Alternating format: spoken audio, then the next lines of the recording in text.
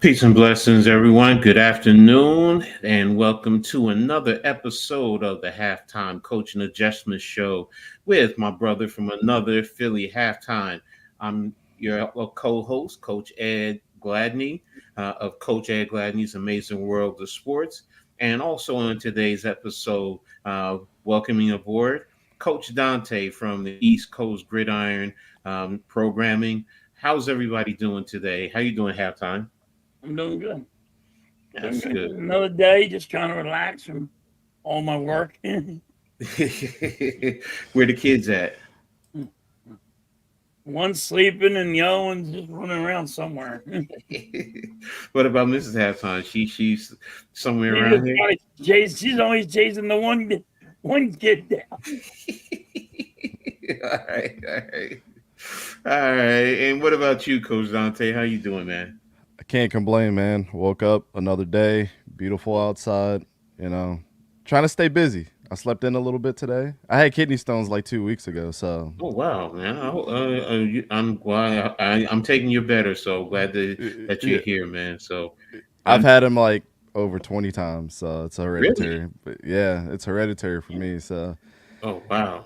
got to Is it change up your diet and everything, and that's just hope for the mm, best. So, but say no more, man. I'm fighting right now, changing my diet as a dude in his 50s, almost close to 60. So it's like yeah, sometimes it's like, man, I like the old stuff, man. I like the and the body's like, I don't know if someone told me I gotta try friggin' change how I eat. I wouldn't know what to do with myself. bro, man, and then it's having a wife makes it worse because she's like, "Hey, mm, I'm gonna go out to go eat with the family," and it's like, I don't really want to go because I know y'all gonna be eating wings and pizza and everything. And I'm gonna mm, stay here and cook my mm, basmati rice and my chicken, and I'm good for the night. yeah. And some days I'm like, but you know what? Some days I don't care. Man, some days I'm like, I'm making me a burger. I'm getting me a burger. I'll get me my pizza. Get my wing. I don't care sometimes. Ooh. Yeah, body says, Coach Ed, I don't think you should have done that. But, And during but the let's summertime, it's cookout time, man. tell me about it, man. So Yeah, let's check into the chat. Says say hello to everybody. What's up, Randy? Man, thanks for tapping in, man. Appreciate you. Oh, a storm is threatening my very life today. If I don't get some shelter, oh yeah, I'm gonna fade away. War child. It's a shot away. It's a shot away. War child. All right, this that has to be a song. It's all right, Ken. All right, thank you. All right, I'm saying to myself, okay. It's a Uh, song. What's up, Mrs. Halftime, the real executive producer of the show? So glad you're here, man. Our cool Can Jerry sold the team. Oh, okay. All right, all right. My cousin is like, what a storm in Toronto. Oh man. So yeah, everyone. Also, thanks for tapping in. We really appreciate everyone for your support. As always, make sure you hit today's the like button on today's episode. Hit it on Philly halftime. Hit it on East Coast Gridiron, and also Coach Ed Gladney's Amazing World of Sport and the Hardcore Sports Network. We really appreciate it. Also, make sure if you haven't subscribed, because everyone's descriptions is in the everybody's information is in the description. Just go ahead, jump onto each, subscribe, hit the notification so you know when we post new content, and always help us out by putting it into the algorithm, share it on all social media platforms, man. We really appreciate it. What's up, the point guard of the Hardcore Network? What's up, Mitch, man? Thanks for tapping in. Appreciate you as always, man. Nikki, what's up, my brother? Thanks for tapping in, man. I appreciate it. Yeah, going to be a fun afternoon. So let's really. Oh, Daniel Barry, thanks for jumping in right at the right moment. But great show lined up for you guys, and we're going to get ready to lay it out there. And a very interesting one, Skip Bayless, his hmm ouster, or is he leaving the Undisputed and Fox Sports? I mean, it's been something that people have talked about. Halftime was like, "Oh, coach, we got to talk about this." So you're going to lead this one, Halftime. What's your thoughts on Skip Bayless with his situation there? So I know they're saying that he's stepping away. Mm-hmm. I think he got fired, and it's all because of, let's be honest, it's because of freaking Shannon Sharp and when they player that was on the field that died on the field, Mm-hmm. and his Mm-hmm. ignorant tweet that he had. And this is what really set it off for Shannon Sharp. And then Shannon Sharp took it to another level because he was like, I'm stepping away. He had his problems with Skip. And then Mm-hmm. Skip went at Shannon Sharp, acting like he's a way better player than you. You so what? You're a Hall of Famer. Like your gold jacket don't mean nothing. I think that blew like his just everything dropped Mm-hmm. for Skip Bayless on that. Couldn't find somebody that he could actually work with. Nobody wants to work with the guy no more because he's so arrogant. He thinks he's better than everybody. And he thinks like, okay, whatever I say, everybody should stick with, and y'all just anything you guys say, you guys are wrong. And they ain't had a way they should do it, and it's about time he steps away anyway, because I never thought he was a good reporter anyway. But thank God he's gone. I am tired of his gibberish that he does. Mm-hmm. And what about you, Coach Dante? What's your thoughts on Skip Bayless? I mean, me and my dad always used to talk about Skip Bayless ever since. You remember the Mark Cuban situation that happened back in the day where he got destroyed, right? My thoughts have always been like this, right? You can celebrate the fact, and Stephen A. Smith has come out and said this, like, you were one of the ones that helped Stephen A. Smith to get where he was. He always says that. He always makes sure he shouts out Skip for bringing him along, right? So why can't you just celebrate the fact that you're able to put people on? That's one thing. You never hear him say that he's proud of somebody else and having to help him out. And then the second thing, so that's just on the reporter side, right? On the athlete side, you had a Hall of Famer come in that you're going to have to compete with especially when you talk about football and try to give your opinion, which is already hard to match up. Like, Coach, this, like, when people try to get into the X's and O's and and then it's like, really, you ain't really coached before. It's hard for us not to put that coach cap on and just try to one up them, because it comes off rude. But you can't really argue with a Shannon Sharp that knows his stuff when it comes to football. And it's like, all right, Skip, now you brought yourself a brick wall with that. And then he goes off and does his own thing. Instead of taking the high road and being like, I was glad that we were able to do our show together. Glad that he found himself another platform to not only excel himself for a second time in his professional career. Because, I mean, again, he's a Hall of Fame type of guy when it comes to reporting and being an anchor now for sports. So that's always been my problem with Skip. It's like, instead of trying to one up people, you've done a lot to come, and bring people in with you and help them grow. But I think what really digs inside him is he's not the number one guy when that happens anymore. It's like, I was the number one guy and I got trumped by somebody.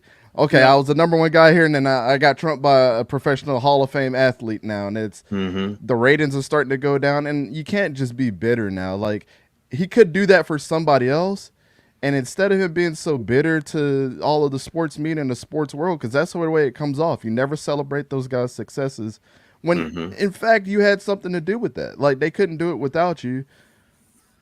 And on the other side of that now, you're going to be known as, I see what Arku is saying in the chat, like, you're going to be known as a clown. You're going to be known as, a rude-ass dude. And you're just going to be known as a bitter old man at the end of the day. Instead of the other side, which is, this is what sports media and sports are about, helping your brother out and putting him in a position. He could have been, 10 years from now, he probably could have got an ESPY for that, for being, an anchor for sports media and helping put the others on. But now it's going to be the opposite side. You're not going to ever see this from Skip. So, I had, as a human, we all make mistakes at the end of the day. But it's like, dude, you continuously slam the door in other people's faces, and you expect people just to, like, give you a chance. So I agree with you, Halftime. I totally think that now to be politically correct and not seem like everything, because it looks like a bad eye, a black eye on Fox Sports too, right? You can't Yeah. just come out and say, "Oh, I fired a guy." So the best thing to do is just say, "Yeah, he walked away on his own volition. It just wasn't working out the way that we wanted to." So you kind of got to play that, that professional corporate game too. So that's just all I've always felt about Skip Bayless. It's like, dude, you could have set a great foundation for yourself, but you wanted to ice skate uphill every time somebody else got something that they deserve, but you could have took the high road and you never did. So it's always like, oh, I think I could bring this guy on because I could be better than him. Well, maybe you can and maybe you can't, but that's not your choice. That is the people like us that are watching the TV every single day that help these ratings. So if you're not the guy that is going to, being able to skip up and not skip up, but skip above that next person in an argument, just take it what it is. You're the best second man in sports, sports media, but now people are not going to see it that way anymore. So that's sad for him, but you made your bed, you got to lay in it. You guys made some phenomenal points in reference to this whole situation. I mean, to be brutally honest with you, I stopped following Skip Bayless early when I started watching First Take with him and Stephen A. And this was when Stephen A was, really starting to come up and, grow. And you felt the arrogance.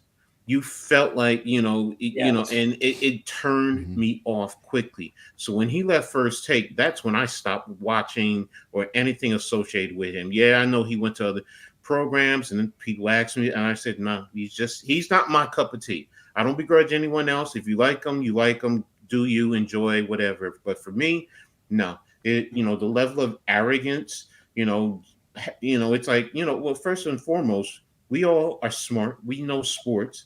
And I understand you're a journalist and you did certain things and you won certain awards and so on and so forth, and it was always his point of view. And most of the times it was either about Oklahoma or the Cowboys. And it was always my, where everyone, look, we're all fans of a team, and there are moments we say, what are we doing as far as a team, as opposed to my Oklahoma Sooners or my Dallas Cowboys. First of all, you don't own either team. You're not on either team. You're not associated. You're a fan just like everyone else.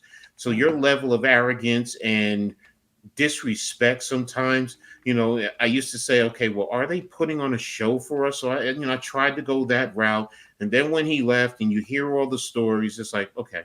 So my feeling and my sentiment was justified. I just can't stand the guy, and I'm glad he's gone, personally speaking. And you know what? Hey, like you said, karma. It's karma. So you love watching him square. I mean, look, that's where the Stephen A. with how about them Cowboys came from, because of him. That, I mean, Stephen A. wouldn't have gone that far, but when he always talks about the Cowboy fans, in my head, I'm saying it's not really yes, to a degree, it's all the Cowboy fans, but it's really about Skip Bayless. It's your way of getting back, at Skip Bayless. So, yeah, to be honest, sorry to cut you off, Coach, but there was a couple things that like always grinded my gears with Skip Bayless. Like it always came off like he was trying to kill everybody with like his work history. Oh, I've done this for X amount of years.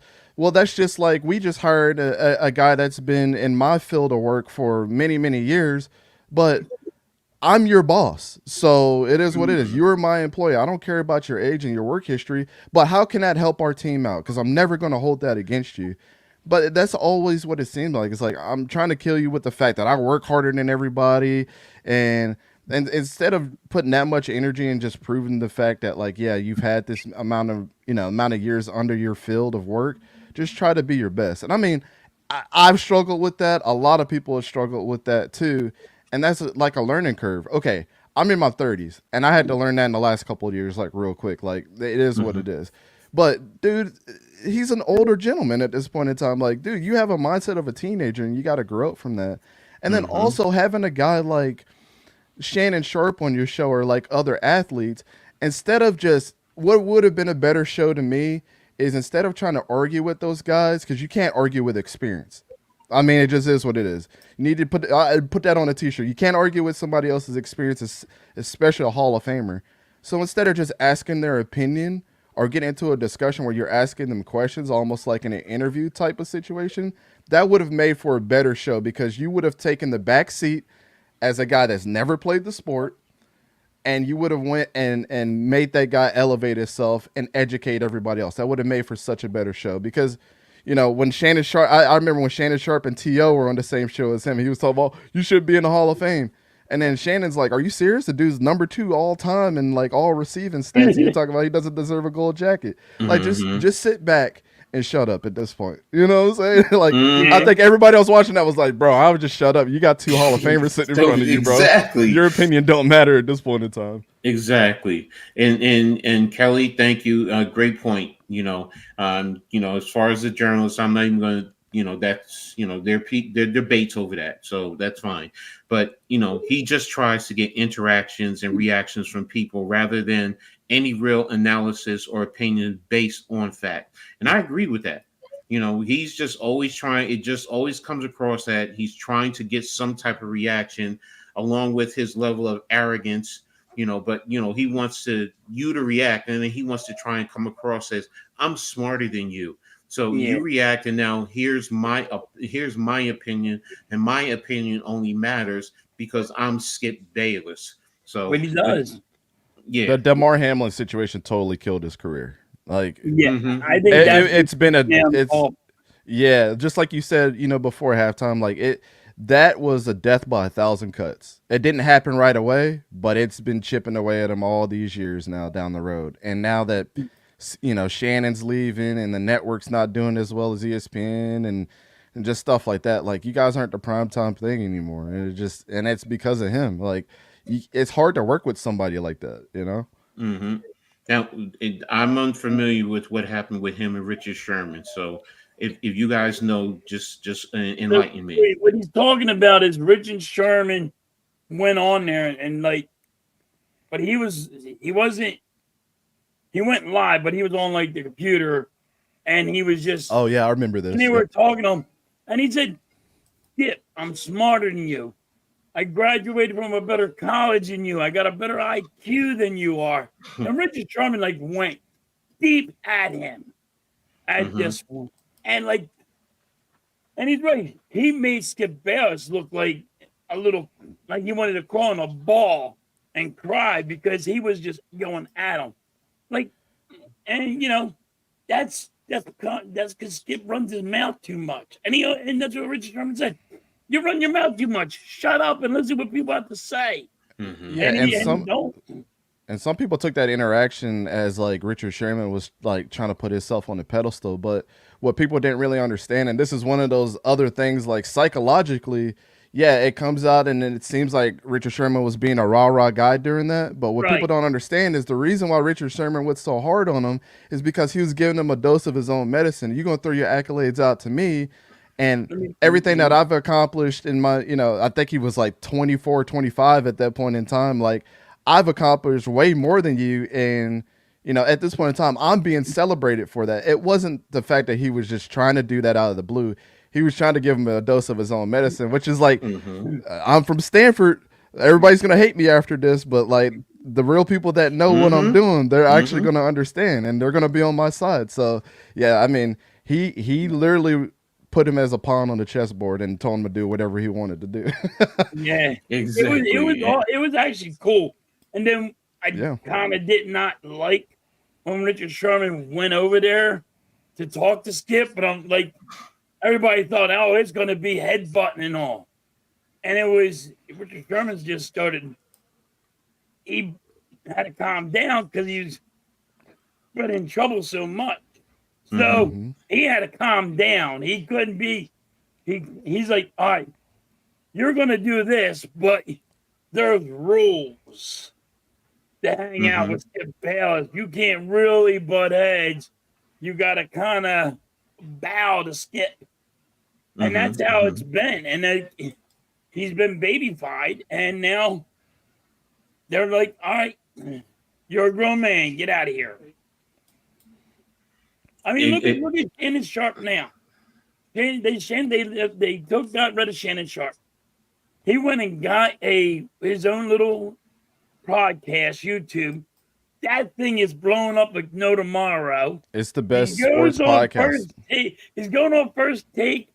That's blowing up like Shannon Sharp is a Hall of Famer. Just pay attention, listen to the man says, and Skip would have been fine. But no, that arrogance, that pig-headed, saying all the stupid shit that he always says, cost him his job.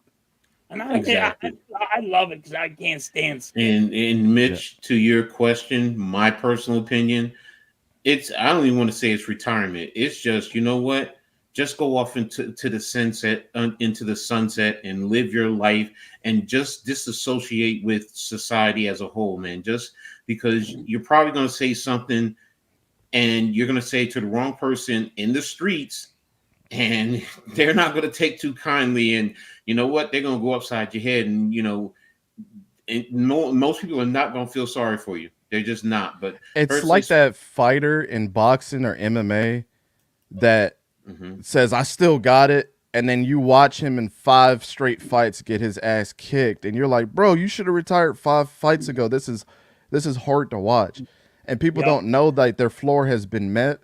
And he just needs to hang it up. Like, just stop. It's okay. You have nothing else to prove. Celebrate your wins, but understand your losses. And I don't think people understand that as much. Like, you got to understand that you're at a loss right now, and it could get much, much worse, and you could get totally canceled out of the sports world real fast because that's the society that we live in. So at this point in time, you should just be okay with somebody calling you up and like calling Cowherd or something saying, hey, Skip, come on and talk on the show every once in a while. That should be your piece at this point in time. And there's, the Joel Klatts of the world and stuff like that, that's how they started their careers. But his is going to be on the reverse side. Just if you want to still be involved in sports, people are going to call you. Your name is that prominent that they're going to want to hear your silly ass opinion. So, but just take your paychecks as they come. That dude is a multi-millionaire at this point in time. Like, he's laughing at all of us even talking about this. If he's out there looking like, you guys can say what you want. I got money in my bank account. Yeah, but our reputation is better than your reputation at this point in time because nobody really knows who we are at this point. Exactly. Anthony, Coach Dante, that was a great analysis for how you explained that one. That one was good.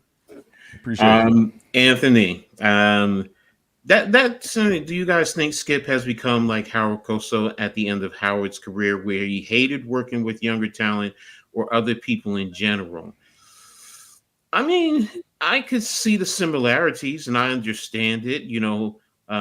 When I grew up on Howard Cosell, so I understand where he's coming from. And when Howard Cosell got older, later in his career, but it just, as a young kid, it just seemed contentious with anyone. It doesn't matter if you're younger or older. It just, even with Joe Namath, at first they seemed to have some type of rapport. And then as it got older, there was just something about him that just turned, like my dad used to say, he's like, I can't stand him. He's like, I used to love Howard Cosell, and now he's like, I just can't stand him. I don't want to watch him. I don't want to hear his voice. He just said just the tone of his voice used to irk him. So, and my dad is not that type of person. He's not going to react in that manner. But I was like, okay, so, my dad is feeling the same way I am. So I do understand. Hey, halftime, who's the announcer for the Eagles that's been there for a long time? What's his name? He's about to retire too. Yeah, I forget his name. Now. Right off the top of my head, I can't remember it. Yeah, do you know, Coach? Like he's been there for the Eagles for a long time. I forget the name right now. Somebody will probably say it in the comments, but I've seen some of his stuff in the way that he talks about younger talent, like the players around there. Merrill Reese, Merrill Reese. Thanks, Jerry. But yeah, Merrill Reese, the way that he speaks about the younger generation and younger talent, he understands. Like, he's clicked over and said that things have changed, and the way that I have to go about things, has changed. Like, and he celebrates that. Like, and he's fine with that, and he's not trying to be controversial. Skip, on the other hand, is just like, I'm still stuck in the old ways. My resume should be put in front of everybody's instead of just embracing the culture and the way that things are nowadays. Like, you need to go and sit with Merrill Reese. You know Yeah. that he would learn a lot from him at his age, and they're probably the same age at this point. Dude, things have changed, but the players are still the players, and and at the end of the day, without them, a lot of people ain't getting a paycheck like us. You know, And like And Merrill Reese, he changes it from like, wait, the game has changed how it used to be to how it is now. And he knows how to adjust to it. And okay, some of these kids got a bigger attitude than they did back in the day because they have their own opinions and they weren't yes. These kids now are not yes guys, and some of them ain't as polite. And Merrill Reese, you're right. Merrill Reese that's a perfect one too. That Merrill Reese was he's a guy that's still kind of young at heart. Where yeah, he might be an old guy, but he's still all right. I'm gonna get with he the new understands day and things have age. changed. Yep. You know what I mean? Like I'm gonna get with the new day and age. I'm gonna adapt to them. Well, And that's he's what doing it. And Stephen he's A. like Smith does too. almost Like, 80. and what people don't understand about Stephen A. Smith is like he changes with the times too. That's why he has a platform that he does. Yeah, he says controversial stuff, but you know what? We talk about it for a week and then we sweep it under the rug because it's Stephen A. Smith and he's got a lot of respect for the players and everything. Yeah, Stephen A. Skip Smith, Bayless, we he talk about it gives you for enough months. to hook you. He gives you enough, even if you hate what he said, he gives you just enough to hook you where you have to listen. Like you want to listen. You might not like what he was saying, but you're like, okay, let me get into this one. Let me find out because it was like I'm like, all right, I don't like what he said, but he got me. He got me hooked. He got me fishing for it. And there's some people times with just have that. there's times with Stephen A. Smith with what he says though, it does get you to think. And I always tell people, I said the thing about Stephen A. Smith, he's an actor. He knows how to pull the strings and put on a performance to draw people in. But outside of this, so many people have told me, like, Coach, that's not how Stephen A. really is.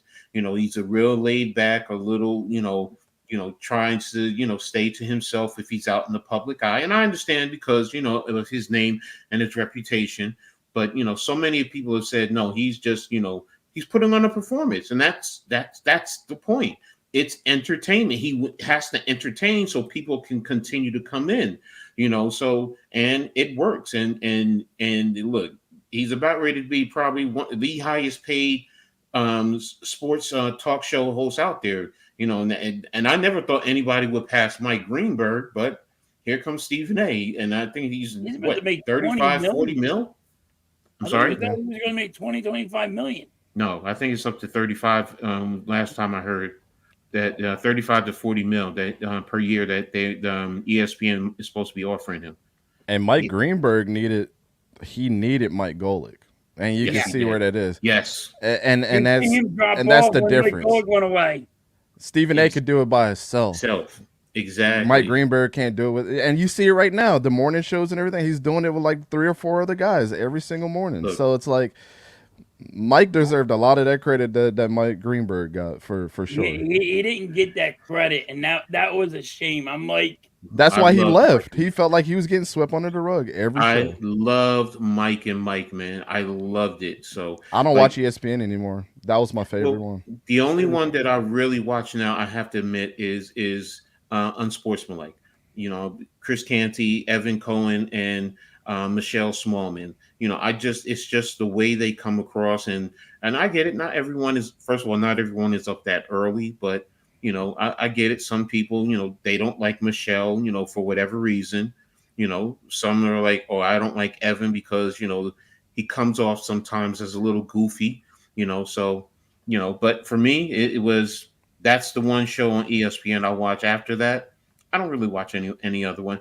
I might with Stephen A. tap in if he has a particular guest that I heard about, or I have to admit, I do turn in sometimes just to see what Molly is wearing. I have to admit that I can't lie, So but other than that, it's like, basketball season. I was trying to tune in, if Chennai was on there, and Andrea, because I love the women, how they talk the game. But for the most part, it was just, I get what they're doing and how they're debating, and him and Shannon going back and forth. It's an act. It's an act. So, and Kelly, you said it best with Shannon. I got a lot of respect for Shannon for how he handled working with Skip, and a lot of people have said that. A lot of people have said that in reference to Shannon Sharp. So, yeah, and we know Anthony. We already got that settled in. But thanks a lot, man. Yeah, halftime. And a couple people ahead of you already put that in there. Nikki screaming Jerry Lee. So, but thanks everyone in reference to that. So, yeah, the only other show that I watch, Coach, is, and when it comes back on, because it's not quite football season and it's really during college football, is my favorite announcer out there right now, hands down, is Joel Klatt. I love Gus Johnson too, but like Joe, I relate more with, some people relate with Gus Johnson and other people relate to Joel Klatt. But Joel Klatt's show is excellent. Like I watch every single episode. If I miss it in the morning, I definitely go to the YouTube channel and I watch it. Like if you guys like in-depth opinions about stuff, and sometimes he could be biased. I mean, he went to Colorado. He was a quarterback for Colorado. Exactly. Like I know that. Yeah, he's gonna have his biases, but I don't feel like his biases come off like they're gonna win everything. They're gonna win the national championship. He's hard on Colorado. He's hard on Colorado. So yes, exactly. So I'll have to check that one out because I don't get to watch sports. I gotta listen to ESPN in the morning on the radio, and it's horrible. Listen to them, I just want to yell at the radio. See, like I yell at my TV, I yell at the radio, and I'll start talking about it. Like, I look at myself, I'm like, dude, you're crazy. Well, you know how like Kirk Herbstreit is? Kirk Herbstreit's like very insightful. Like you could tell he lives, eats, and breathes college football and football in general. Joel Klatt is the same way, but Kurt can be a little biased every once in a while with when he's Ohio talking. State, yeah, with Ohio State and stuff. But Joel is like super neutral across the board, like most of the time, and he's a great listen. He's very insightful. Like he pulls you in. You're like, okay, this dude knows what he's talking about. Here's my Bible too, Coach. So but talking about mine is on the way. Mine is on the way. I appreciate you for showing me that. Yeah, mine is on the way. Yeah. The one show, college football show that I do like following, and it's actually not on TV. It's strictly on YouTube. It's 365 Sports. If you follow them now, they do focus a lot on the Big 12, but they will touch on every college football program that's out there. So, and one of the guys, matter of fact, who's, even though he talks Big 12, he's an alumni of Florida State. He'll tell you that too. So, but and he gets into it. But yeah, I love them. They're insightful also, and they have a good following, but it's not like they're on a national TV program. So, what I like is Chris. Mad Dog is another entertainer. Yeah, he just entertains. He just Mad Dog. Yeah, it's enough to push your buttons.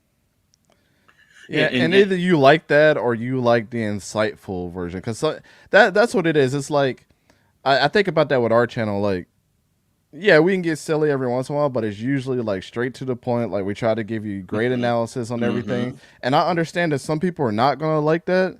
And hey, that's your cup of tea. But then there's a whole other side of things where people are gonna come and sit through a 3-hour film study and watch me break down the X's and O's, and that's cool too. Like, everybody's got their own shtick, but one thing I would tell everybody, especially aspiring like content creators or people that are getting into sports media, like I've interviewed a ton of players over the last couple of years, and I'm proud to say that, and I wish all those guys good.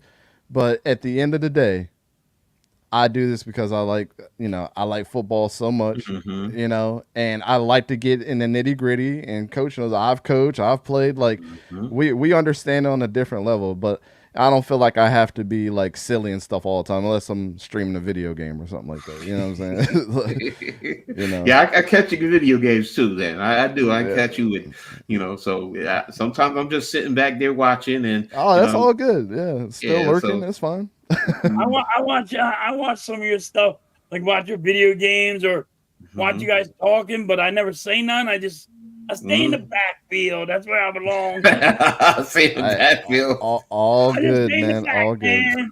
Yeah, I appreciate everybody that comes through and Well, watches stuff. I know it's not the I most. watch a lot of people, and I just watch a lot of content creators, and mhm, you know, coach, coach, we talked before a long time ago, and Coach mhm. Dante, and you know, you've been building up pretty fast. You built your stream up pretty fast, and yeah, you know your sport, you know your football. Yeah, I remember talking to you like what was it, 2 years ago or a year ago? yeah. It's been some So, time now. yeah, it's been a little bit.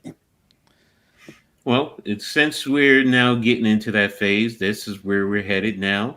Um, Coach Dante, we're gonna, halftime and I are gonna, ask you some questions and, just give us, I know you'll keep it straight to the point and you'll be Yeah, you. And that's the one thing that I appreciate about you. So nothing too hard or too crazy. So, all good, man. you ready for it? I'm ready. All right. So it say it's the beginning of Coach Dante. I mean, how did you get started as a content creator, and how did you come up with the name East Coast Gridiron? Man, so if you guys ever seen Don on our show, we call him the Stats Guru. Mm-hmm. Me and him worked together for a long time.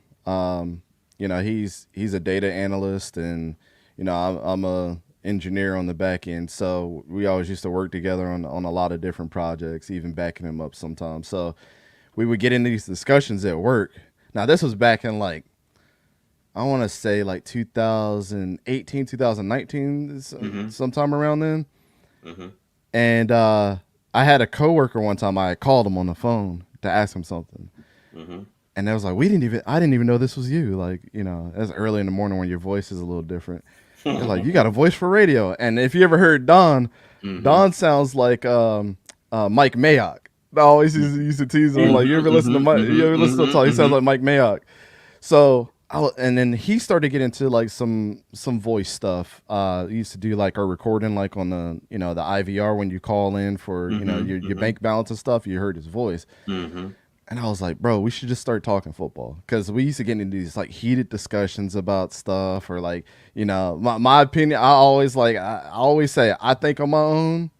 I'd rather think on my own than be in a group of people and be wrong. Like that's always been my thought process. So. And I didn't really have a lot of popular opinions. So there was one discussion that we got in specifically around Josh Allen. And I Mm-hmm. was like, Josh Allen's going to be a really good quarterback. Okay. Mm-hmm. And everybody was like, man, ain't no kid from Wyoming going to be that good. And I think that was to draft him. And there was another one, Khalil Herbert, I believe. And I was like, Khalil Herbert's going to be better than Jadeveon Clowney. I got absolutely drugged through the mud the whole year until they came out and did what they did for their respective teams. When he was on, Khalil was on the Raiders, and Josh got drafted to the Bills. I'm like, you know what? I'm gonna put this on the audio version. We'll start talking to podcast, and then me and Don started it, and then we brought in this one guy Nelson who played running back at Eastern Michigan back in the day. He was in the same class as Reggie Bush. And so all of us got together and we started talking. We just did audio like this. And then, I was a graphic designer. I had my own business for quite a bit. And I was like, why don't we just do the audio version? I could throw the graphics up there and everything like that. So we started doing that. And at first it was called the Go for Two podcast. And it just didn't really sit with me that well. Like, yeah, it's a catchy name and people know that it's football, blah, blah, blah, blah.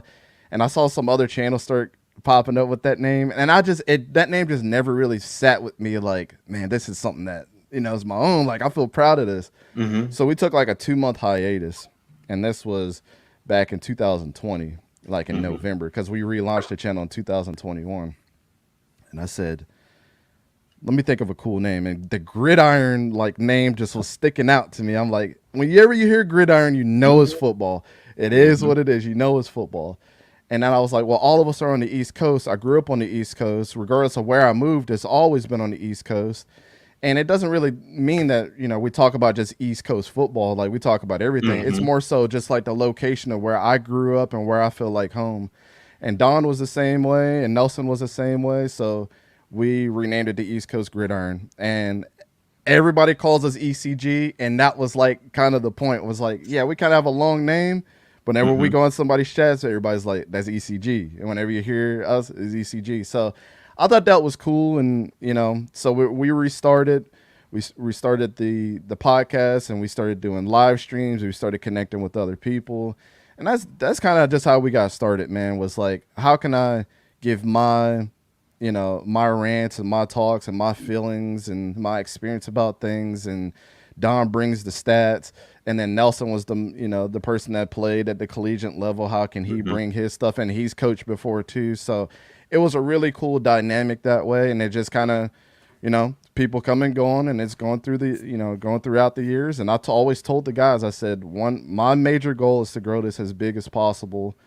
I want to get y'all out of the situations that y'all are in, and I'm going to bust my ass to get us there. Like, I want this to be a brand. We became an LLC 2 years ago.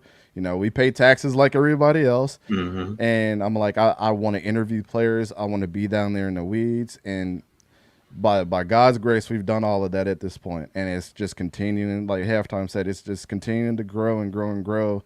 I feel like we're one of the most active channels on YouTube when it comes to football anyways. Like, it's always something every single day. So the late nights, man, my wife would be over here sleeping in the bed, and I'm on here editing a video, man. So, I always tell people, you don't have to be the most talented person in the world, but when people start seeing the hard work that you get, you're putting in and consistency, nobody can ignore that at the end of the day, especially if you're having good conversations, because that's the other main part of it. Like, nobody wants to listen to a dumbass commentator, because you can just feed right through it. Do we get our negative comments? Yeah, but it's important for me to stay as neutral as possible. And one thing with me, Coach, you've seen my videos about Trevor Lawrence and the Jaguars, and when Florida State didn't make the college football playoff, I was the biggest advocate of all of that stuff. I was like, I didn't have the popular opinion, and I stuck with it. And it's just how I feel, man, so, but that's the cool part. Is like, I have to kind of stay neutral too. I don't do it just to stay neutral. I do it because that's how I truly feel at the end of the day. And having a channel like this where we talk about all football and college and NFL, and we've done the XFL and the UFL, we've covered that too. Like, it's important to stay neutral and give credit where credit is due, because how many times have you seen an Eagles fan say that Dak Prescott sucks? Well, he doesn't really suck. You just don't, he just hasn't gotten to the Super Bowl like Cowboys fans have been predicting for how many years, since the early 90s. But that doesn't necessarily is a reflection on one player too. So I feel like we're kind of like the voice of reason there. It's like, football is really a team sport. Yes, can one person get you over the hump? But you can't tell me that the Chiefs win the Super Bowl without Chris Jones this year, like we were talking about yesterday. You know what I'm saying? Like, it's a team sport at the end of the day, and everybody has to pull their weight. And sometimes it's another person just going beyond, above and beyond, and they got a favorable matchup, and they're just dominated.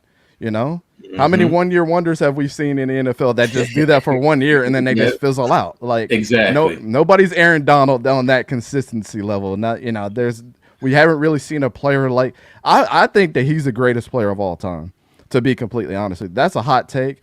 But as far as like the consistency of what that guy gave every single year, the constant double and triple teams, and he still put up the stats that he did, yeah, it's hard to argue that may not be the best player of all time. I'm going to argue. I see you open up a can of worms with that one. I know. But no, I get where you're coming from in terms of Aaron Donald, but I also say, because you're younger than me, I say it's LT, because LT changed I don't disagree with that. Yeah. But I get it. It's like, Aaron Donald, what he did. Yes. LT. So it's sometimes it's the era, because, I just saw the video of Michael Jordan when he's saying about the greatest of all times. He's like, you can't really do that. You can't compare, because I agree with that wholeheartedly though. Yeah, when you said that to me, I totally agree with that. Exactly. So it's like when I saw it, I was like, you know what? He's right. Because I always say Michael Jordan isn't the greatest, and people look at me like I'm crazy. But I said it in sarcastically. I'm like, well, if you base it off of championships, then it has to be Bill Russell. Because the Right. argument was, well, Michael Jordan has 6 championships. He's the greatest because he had. Well, Bill Russell has 11. So if that's the case, if that's your base, if that's your argument, but again, Michael Jordan, where he, like you said, when you saw it, and I agreed with him, and I even said, you know what, yeah, I got to change my. We can't sit here and say, who LeBron or Michael Jordan fans were going to do it. I get it, but Yeah. really, if you strip it down and you think about it, no, just enjoy it because I can find people who tell me about Oscar Robertson. I never saw Oscar Robinson, but he was back then considered, in a sense, what Jordan was, what Kobe was for that time, which the game was also different. So, but again, you know, No, but I agree with you wholeheartedly because like me and my dad always argue about like the Jim Thorpe thing. Like he's a Jim Thorpe like head, and I mhm, totally get it. Like Jim Thorpe was mhm, the man for his time. That award. Like when me and Trey Taylor, I interviewed him when he won it this past season. He was like, "Dude, we talked behind the scenes." He's like, "People don't understand like the legacy of Jim Thorpe. He's probably the greatest athlete ever. That like nobody really puts in the category of great athletes anymore." But at the end of the day, do I really think that Jim Thorpe would survive against Micah Parsons and the rest of these dudes nowadays? I don't know, but that's a different era. Like sports and sports medicine and the way that exactly. people work out, and they didn't have those metrics back in the day to just see like how much sleep they need. Like I got an Apple Watch. It tells me if I got a good night of sleep. You think if Jim Thorpe had that he probably would have been even better than he was? Absolutely, because that little bit, you start stacking a little bit of things on top of a little bit of things, and they just become greater and greater and greater. But you You can have to look always. at LT. To be honest with you, you have to look at LT. Hmm. LT. You think LT had got up and got a shake and did all this thing? No, he Mm-hmm. was partying. He was drinking. Partying, He'd come in. He'd coking come it up. drunk. Yep, He'd come exactly. messed up. They're like, "Yo, LT's in the locker room sleeping, and there's a meeting." And he's like, "Yo, is it game day? No, don't wake him. Don't wake the giant because the giant Mm, is going to fucking come to play." Or you look at Reggie White. Reggie White never ate healthy. They just didn't back in the day. It's a different era. How, like Coach Dante was saying, the sleep, you know, eating Eating, the healthy, trading. I getting mean, shakes, and now you screaming go to a Jerry. locker room and they This got all comment, these foods for you. this comment by Jerry Lee says it all too. Because I know about it. You were considered a pussy for drinking water if you were, out there tired and hot, and yes, and cigarettes on the sideline. All of that. You don't see that now. You, Yeah, you know. the greatest picture that I used to have, like I used to have it on my wall, and everything was who was the Chiefs quarterback back in the day? Used to smoke cigarettes in the locker room. Oh, what's his name? 16. He won the championship. I know you're talking about. Yeah, I forget Um, his name. I don't know why I'm drawing a blank on him. oh, He's I got like a know. crazy name. Hold on, I'm gonna look it up. No, wait a minute, wait a minute. Lynn Dawson. Oh my Yeah, gosh. yeah, Yeah, Len so Dawson. there's a famous picture if you guys have never seen. It's one of the hardest pictures of all time. Lynn Dawson's in the locker room smoking a cigarette, and he's Mm-hmm. got a soda right beside him as well. Mm-hmm. Mm-hmm. And I'm like, bro, things used to be different back then. Yep. They Yeah, used to be different. And I used to watch like Lynn Dawson film is crazy too. That dude used to take a hit and throw a ball out and complete it. Like he was known for taking hits and just getting the ball out. trust Yep. me, the hits back in the day, in today's day and age, you'd be ejected. You get so many flags during the course of the game. Heck, when I played in the 80s, I mean, some of the stuff, but I also say they've taken it out and in a sense, they've softened the game, but I also understand why you're doing it, and the biggest factor was concussions, and that started and triggered everything. Once the NFL got sued, for concussions because of the stuff they were doing, Mm-hmm. it changed the whole narrative. So, because I will say this: I don't think Lawrence Taylor could actually been that great of a player if he had these rules that he has now.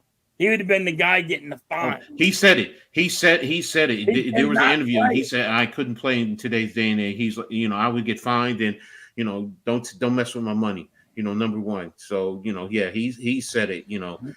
Most of those guys. I mean, very few. I mean, I think Reggie White could transfer because he had that persona, and Yeah. he Lawrence understood. Taylor could not. Dude was a beast. He just had that mentality, and it was just, he wanted to hurt you. He wanted to hurt you. We're going to be like a crazy dog Oh. out here. But I mean, He you said can go it. back to Dick Butkus. Dick Butkus wouldn't survive because No, I don't think he Dick Butkus wanted to hurt could you. either. Nitschke with Green Bay back in it was a different mindset. I mean, think about what's his name, Deacon Jones.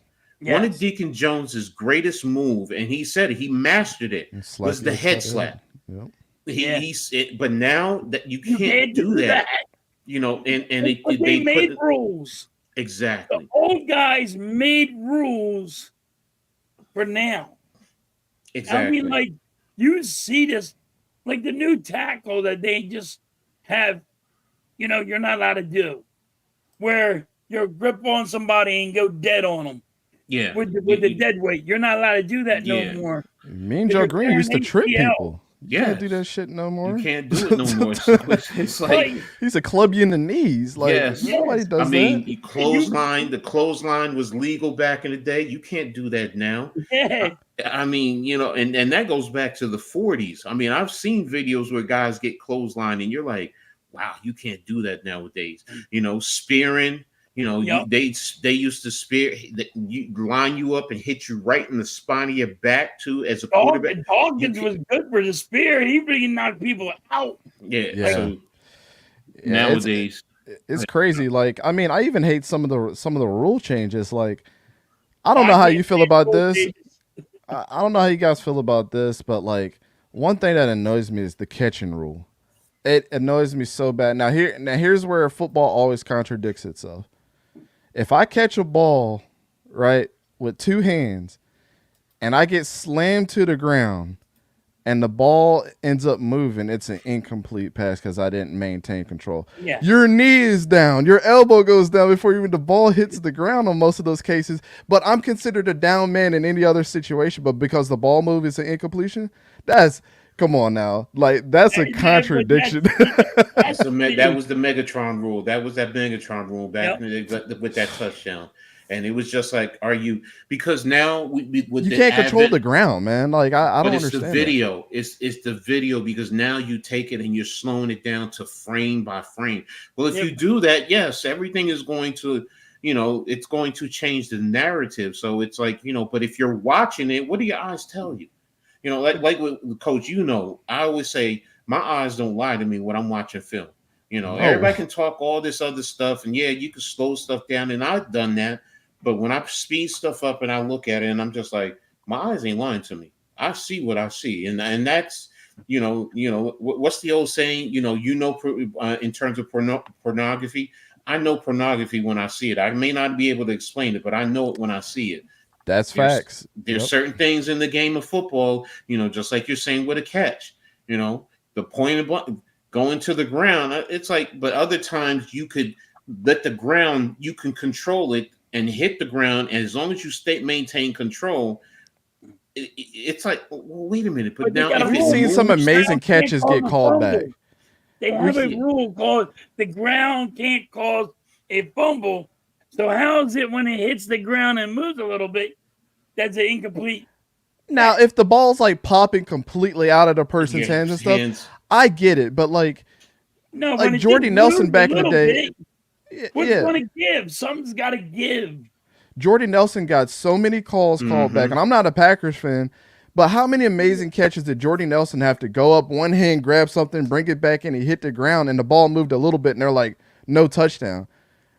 If I was Jordan Nelson, he would probably be a Hall of Famer if half them things weren't called back. Mm-hmm. Like he would have had so many touchdowns. Like it's just watering it down, man. Like a dude can have an amazing effort, and it's already hard to get around or get inside leverage or outside leverage on Sauce Gardner, and then you go up and one hand grab it, bring it in, run down the field, and because he tripped you, and the ball just like moved a little, like It moved a little bit. moved a little bit. It's not a completion or it's a fumble or whatever. Like I just don't. I've never understood that, and I just think the refs don't know the rules completely. yeah, Like they don't do enough homework.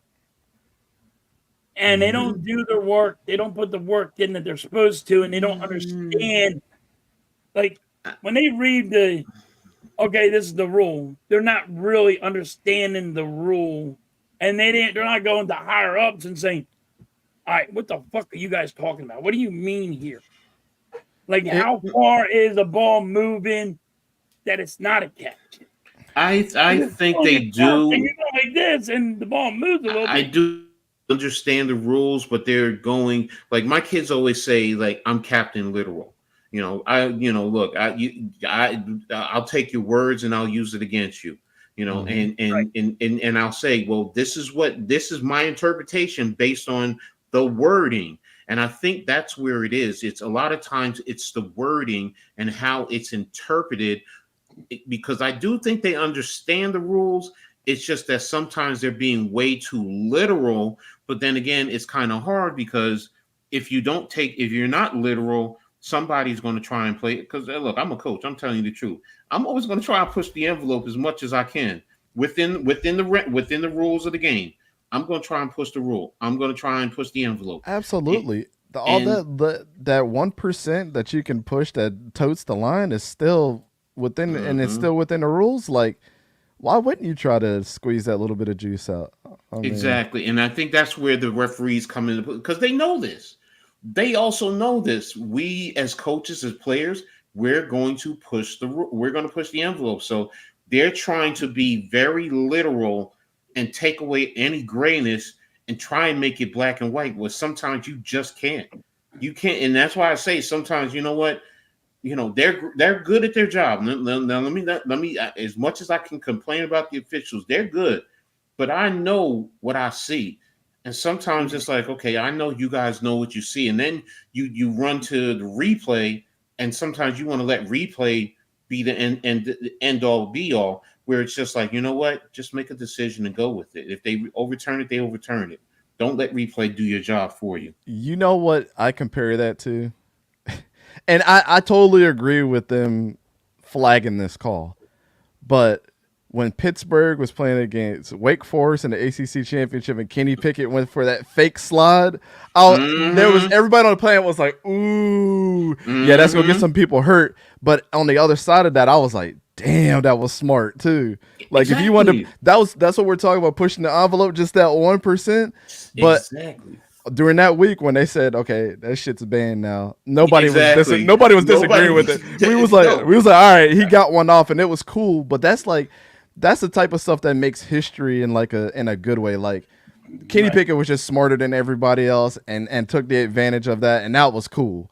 But it's not gonna be cool for all the other players, because coach in halftime, the Jalen Hurts, the Lamar Jacksons, the Kyler Murrays would be doing that shit like crazy. Because they would be so good at it. You can't tell me there wasn't a dual threat quarterback all over the country that was like, ooh, that Kenny Pickett move? Are we about to practice that tomorrow? All right, halftime. You got a question for Coach Dante? What would I had a question, but I forgot it now. Okay. I got more. It'll come back to you. This is what I love about the rants. We went on this big old rant now. I forgot it. Hey, I can give you some good rants, man. We get down into the weeds. I love a good rant. Yeah, all right, Coach Dante. All right, now I know you cover football. All right, yep. But are there any other sports that you cover? With your programming? No. I mean, strictly as the name says, Gridiron. We strictly keep it to football. Okay. And the reason why I do that, I mean, I could talk about hockey at a high clip. I could talk about MMA at a high clip. Like, well, not nowadays, but when I was like really into it, back in the day, really when we started doing this, like it's totally taken my attention away from other sports too, because I feel like that I have to squeeze as much juice off the football brain as I can to stay relevant with, with everything. So like when it comes to what, like, in the off season, I'm watching film, like I'm like 450 film studies deep on my own, like on my own, like I have a spreadsheet of everybody I'll watch, what game they did, like all my notes and everything. So when I started taking this like really serious, that's what's really has started to take over. But I mean, hockey, MMA, football. I don't watch baseball. No offense to anybody that watches baseball. I can't make it through a baseball season. I mean, I respect what those guys do, but I can't. It's just my wife watches it. She's a diehard Phillies fan. Her and her family. I'm just like, I'm gonna go to the other room. I'd rather watch the Law and Order, over and over and over. I just can't get through football. But yeah, man, I feel like I have a responsibility to make sure that I know what I'm talking about when it comes to this. And I respect everybody else that talks about all sports. Coach, I know you talk about basketball a lot. Halftime, I've been through your live streams where you're getting down in the weeds with baseball. To me, I just feel like, how much I get in depth about one thing, I try to do that with others, and then it makes everything else watered down for me. Like I know my own self, and I don't want to be the source of truth for 5 different sports, and then having so much of a mixed crowd, or in my space. Like I respect everybody else that does it, but it's just a lot easier for me to focus on football because I know it. I read up on it, I've studied it, like, and I just don't want to seem like I'm an expert on something else when I'm really not. That's never been me. So football is the thing I feel like I'm the expert on. So I just stick with that. And then the year-round content, it's hard to find stuff, but it's easy for me because that's what I do. So No, and that's fair. I mean, for me and my sports, I am just when I do it, it's the fandom. I'm the fan of it. I'm just gonna. Hey, I'm the guy that's gonna yell. I'm the guy at the bar. I'm the, you know what I mean? That's how I look at myself. I'm the old guy at the bar yelling at the TV. Or if I go to the game, that's cool, yeah. and I go and I'm drinking a beer, that's what I do. And like, but I get what you're doing. You're just said, all right, I'm focused on one. Because I was doing what you did, Coach Dante. In the beginning, I was only focused on one. And I was like, all right, I'm just going to show the Eagle fan in me. But then again, nobody's getting to see the other sports that I do. But everybody likes to rant that I go on. That's the biggest thing. You're known for the rants. Yeah, I admit that. A lot of people want to tune in to see if you're going to rant. Like they even yell for rants. Like, go on your rant, please. We need it. Yeah, and that's cool. Like, everybody's self-aware of who they are and what they decide to do when it comes to this space, right? My thing is when I'm interested in something, I go 110% into it, where I feel like if I'm talking about it, I have to be the expert on what I'm talking about. That's my responsibility for having this channel, which is not everybody else's mindset, and I get that, but that's how I am. Like my wife will tell you, if I'm interested in, let's say, sourdough bread, for example, and I'm eating it every single day, I'm going around shopping for sourdough bread. God damn it, by the end of this year, I'm going to be an expert on sourdough bread. I might even open my own damn sourdough bread restaurant. It just is what it is, but that's just how I am. So no, and that's to be well respected and appreciated, and I understand that, because everyone has their stick, You got to find your stick, and the one thing about, like, for me, in terms, because everyone asks me, why is it, world of sports, and I'm like, well, first and foremost, as a kid, I played every sport in my neighborhood, football, basketball, baseball, and I wrestled and played lacrosse, and that was it. And ran track every once in a while. So those are like track and field. Those are really my 4 things. So exactly. So, and it's like it's what's embedded in me. And then, when I went to college, originally I was going to be a gym teacher, So guess what that means? You have to be able to, as a teacher, you have to teach all the sports. Yeah. Then life happened, and then when I went back to school to finish my degree is sports management. So it's like, and that broadens so many different avenues, whether it's journalism, whether it's being an agent, whether it's being a coach, an owner of a sports team or a sports league, which I've done. I've owned my own minor league semi-pro football team. I've helped out running sports leagues. So, but the fact of the matter is, I love sports. There are certain sports that, just like you're focusing on, football. I can focus in strictly on football. I could. That's but as my best friend, she always tells me, she's like, Ed, football, football inside and out. It's easy. She's like, you've been doing it for 40 plus years. Sometimes you want to challenge yourself with it, and she's right. But that's me. The competitor in me, and I like the challenge. So and yeah, like with me, it's like I want to make football hard again. So I always try to. That's where my knowledge comes from. Is like, dang, I know a lot, but like I'm sitting here and buying these type of books, all constantly, trends and stuff like that. Like I have like a stack of just stuff over here, like learning other people's opinions about things, and it's like, yeah, I knew some of this stuff, but like I got this one on the Packers offense last year.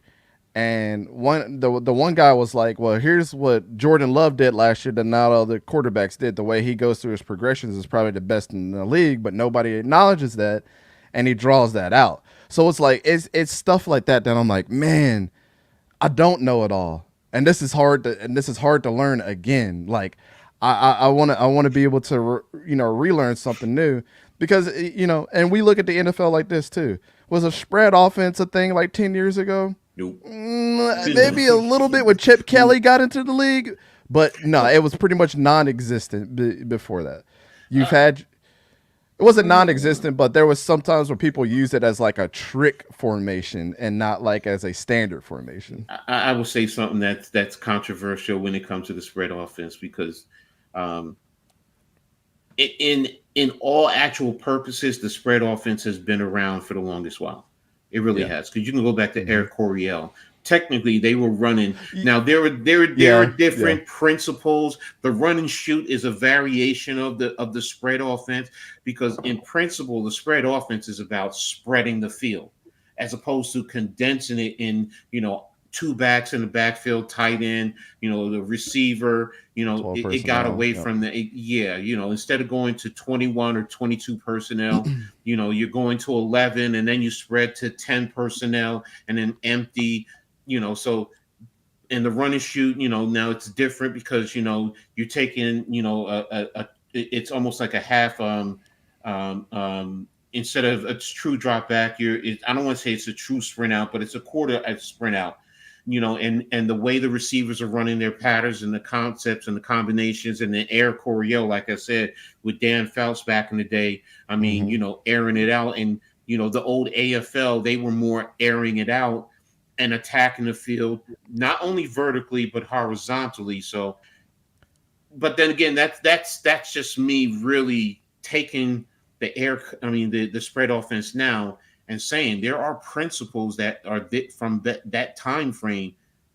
It's just that it's more expansive, and they've learned to grow on it, which is to the benefit or the detriment, however you want to look at it now. Yeah, the other thing too is like the spread and RPO offenses, and this, like they directly derive from the West Coast offense, because the West Coast offense was gun it short and just destroy people across the middle of the field. And what is an RPO? Usually you're running one slant, you got a guy that's running a bubble on the other side, and you hand it off inside zone. Like, and then you're taking it, reading off that that outside guy, that outside defensive end or outside linebacker, whoever it is. If he's moving, then I can hand it off. If he's not moving, I can hand it off. If he's moving, I'm gone as a quarterback. But it's just, when you look at the formations, the pistol, all that stuff, it's just West Coast, and now they just turned it into, we're doing RPO now. Make sure that offensive lineman doesn't get 5 yards down the field. Exactly. That's really all it was. I mean, they never called it as much until you started the advent of the RPO. once you added the RPO, because offensive linemen were always going downfield. Now you have to really stay engaged. As long as you're engaged, technically, if you go down 2 or 3 yards downfield in the pros, you're not illegally downfield.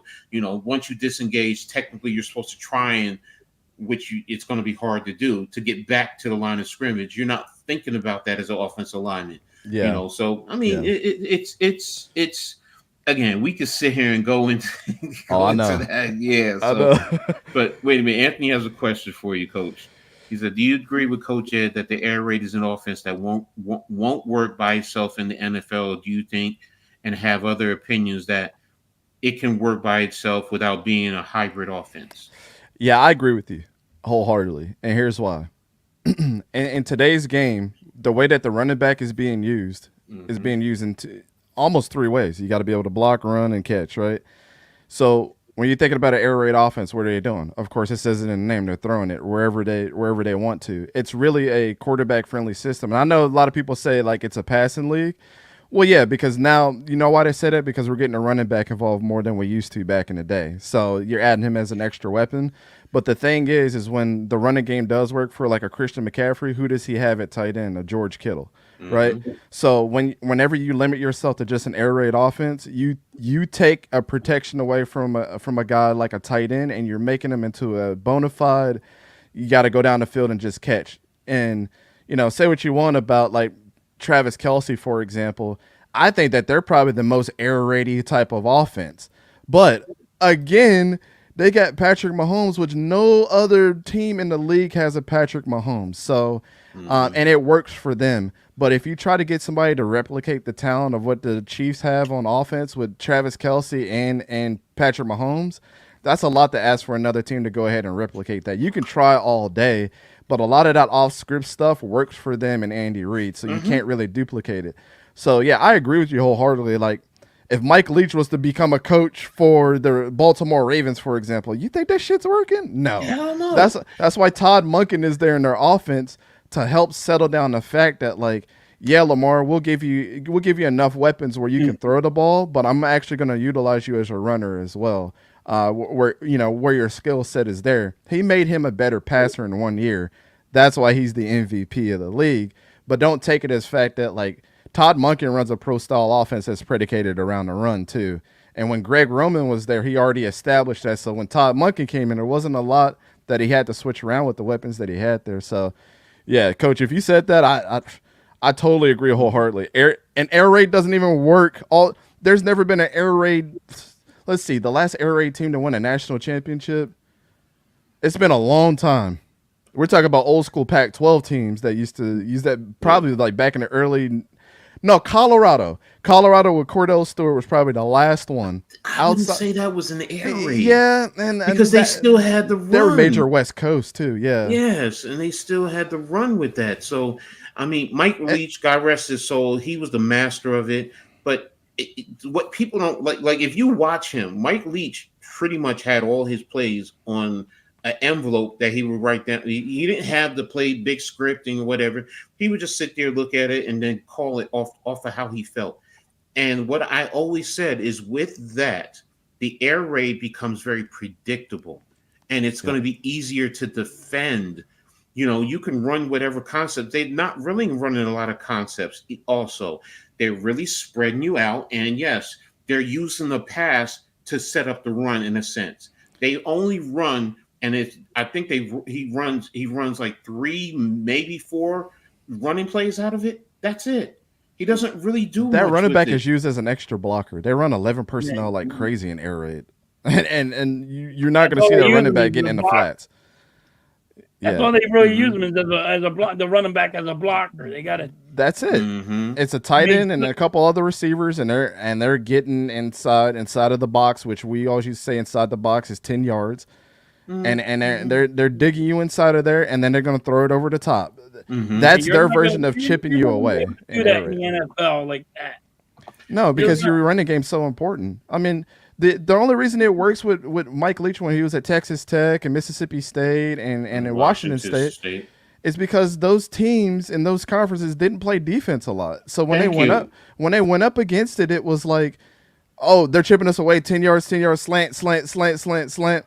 9 route, touchdown. And that's it. Graham Harrell is the MVP. Look, one of my favorite combinations, and it's very simple, is always a smash route. And where you run some type of a stop or a hitch underneath on the outside with the corner, and you don't have that in the air raid. There's no stopping. Don't. It's full blown. No. The only stop that you're gonna get is a cut from a slant.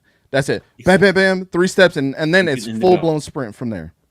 Exactly. So that's why, to me, it's the air raid is good in high school and college because, and in some youth programs, if you can really teach it, because it's very simple and you don't have to do a whole lot, and the kids really don't have to learn a lot per se. They just have to really master what their technique and what they have to do in terms of that. Quarterbacks really, they are not reading the field for the most part. They don't have a lot of progressions.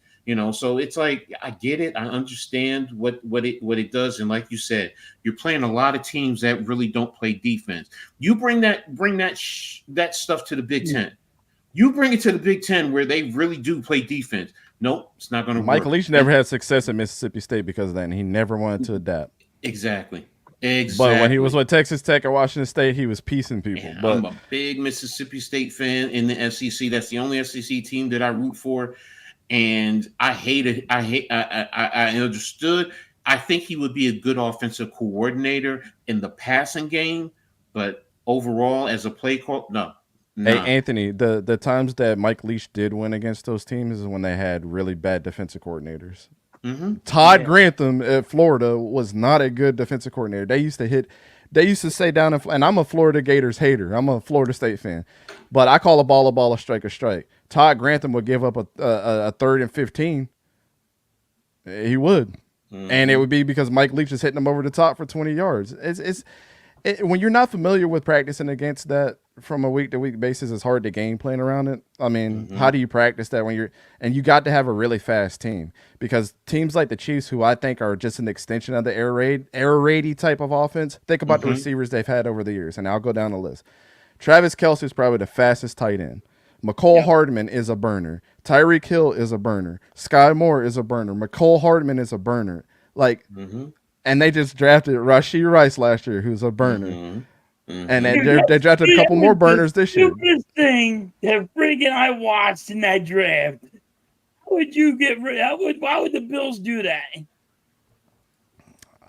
Let's go get the best quarterback, the fastest dude that ever friggin' got on the field. It's gonna be crazy to watch.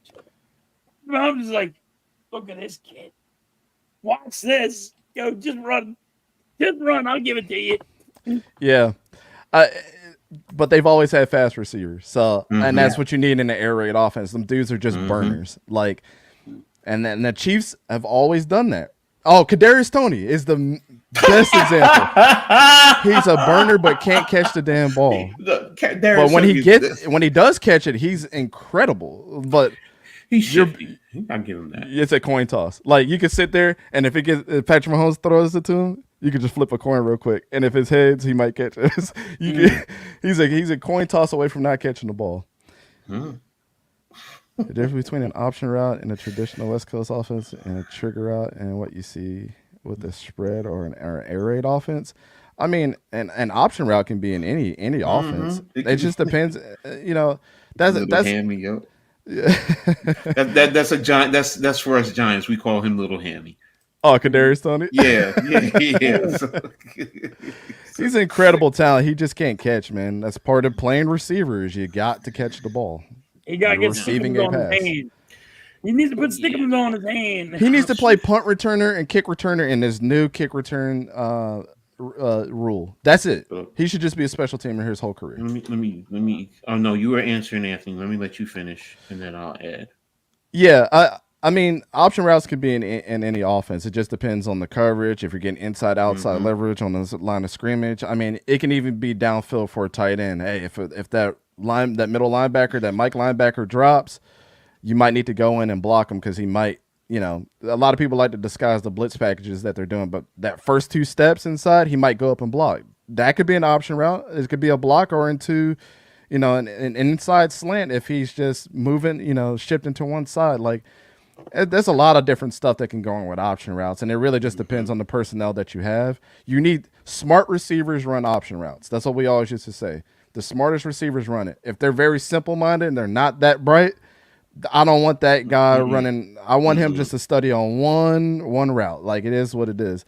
But as far as trigger routes and stuff like that, and the spread and air raid offense, like, I mean, the West Coast and air raid they're different. I mean, West Coast, yeah, there is a lot of passing, but you run the ball, 20, 25 times a game in the West Coast offense. But the West Coast it's designed to make sure that you're chipping away at a defense more than what your running game could do. Like, you don't necessarily have to have the fastest receiver, but at the end of the day, if you need a 3rd and 5 and you have let's say a Tyreek Hill, he might not necessarily be running a slant and where everybody's expecting it. He might just be running a straight 9 inside the slot and waiting for that safety to get cheated down to push the tight end out in open space. It's a lot. West Coast is, to me, it's one of the most difficult playbooks to learn for an offensive player. It's difficult because everybody has to be. It's a very in sync type of formation. So whenever everybody has to know what everybody's doing. I mean, it just is what it is. It's not very straightforward. There's a lot of read and react. There's a rule. There are different rules, and the rules vary. And you've seen that with the West Coast. Even every coordinator, even though there's a basic foundation, they've added their rules to the offense. So and like Coach is saying, it is predicated on the run game. It really is. If you go back and watch San Francisco back in the 80s, with Wendell Tyler and Roger Craig, those guys. I mean, they contributed in the run game. And it was a lot more physical than most people, because most people said, oh, it's a finesse type of an offense. No, it's not. It just depends on your personnel and how you use them. And then getting the running backs into the passing game, because at that time frame, you used the running backs, but you didn't use them as much as the 49ers did at that point in time, which now it took your linebackers now and put them in responsibilities into pass coverage, where a lot of times they would just play a little middle underneath and little short hook areas, and they would, the backs would probably flare a little bit, and they knew how to take the angle and to defend them. Where on the back end, your DBs, they played a little bit more intricately, in terms of their coverage schemes, where the West Coast offense took care of that. And then the other biggest factor is you're attacking those linebackers with receivers coming in with slants, and then letting those receivers now turn upfield, because now those linebackers could not catch them, which created a mismatch. So, and then the option routes, like you're asking, like Coach is saying, I mean, that can be built into any offense, man. It really can. Trigger route is a new word for me. So, I'm going to be doing my research to really understand what it is. I have a general idea. I think I know what it is, but it's like, okay. Trigger routes are used a lot to throw a man off. It's not necessarily going to run one route or another. It's more so it's like decoy. I'm gonna step inside and make that linebacker shift or focus on me, which is going to make the that inside corner dip a little bit lower so I can get outside. Like decoy. Trigger routes do a lot of that, and I've heard trigger routes used in certain terms, but that's just how I know it as. So, but yeah, that's a newer term that I've been seeing in a lot of books too. But it's just like an inverted option route, basically. Yeah, and like I said, I used to call it decoy routes. So okay, based on exactly what you're saying, it's a decoy. Everybody has different terminology. Yeah, get eyes on you, so this way, the primary can, the quarterback can focus a little bit more on the primary, and we're targeting whoever you're trying to you run the decoy at. So all right, we used to call it latch. Like whenever I had our quarterback in the huddle, I'm like, if you think that on the strong side of the field there's way too many men over there, and you want to pull somebody to help your outside guy. We used to say latch. Nobody knew what that was, but it was just he's going to give a little step in the inside and either just stay there and watch his guy run upfield. it's all different. Every coach has a different terminology too. So, but I think that's what he's talking about when it comes to the trigger routes. All right, so let me see. I have all right. In terms of football, you said that all right. You're a fan of Florida State and Yep. the Jaguars. Why? hmm So it's not the most full blown story, but so the Jacksonville Jaguars, I was ambidextrous growing up, and I kind of grew out of that once I got into high school. Like I was left-handed, predominantly, and I could write with my right hand, and then I went from left hand to right hand dominant.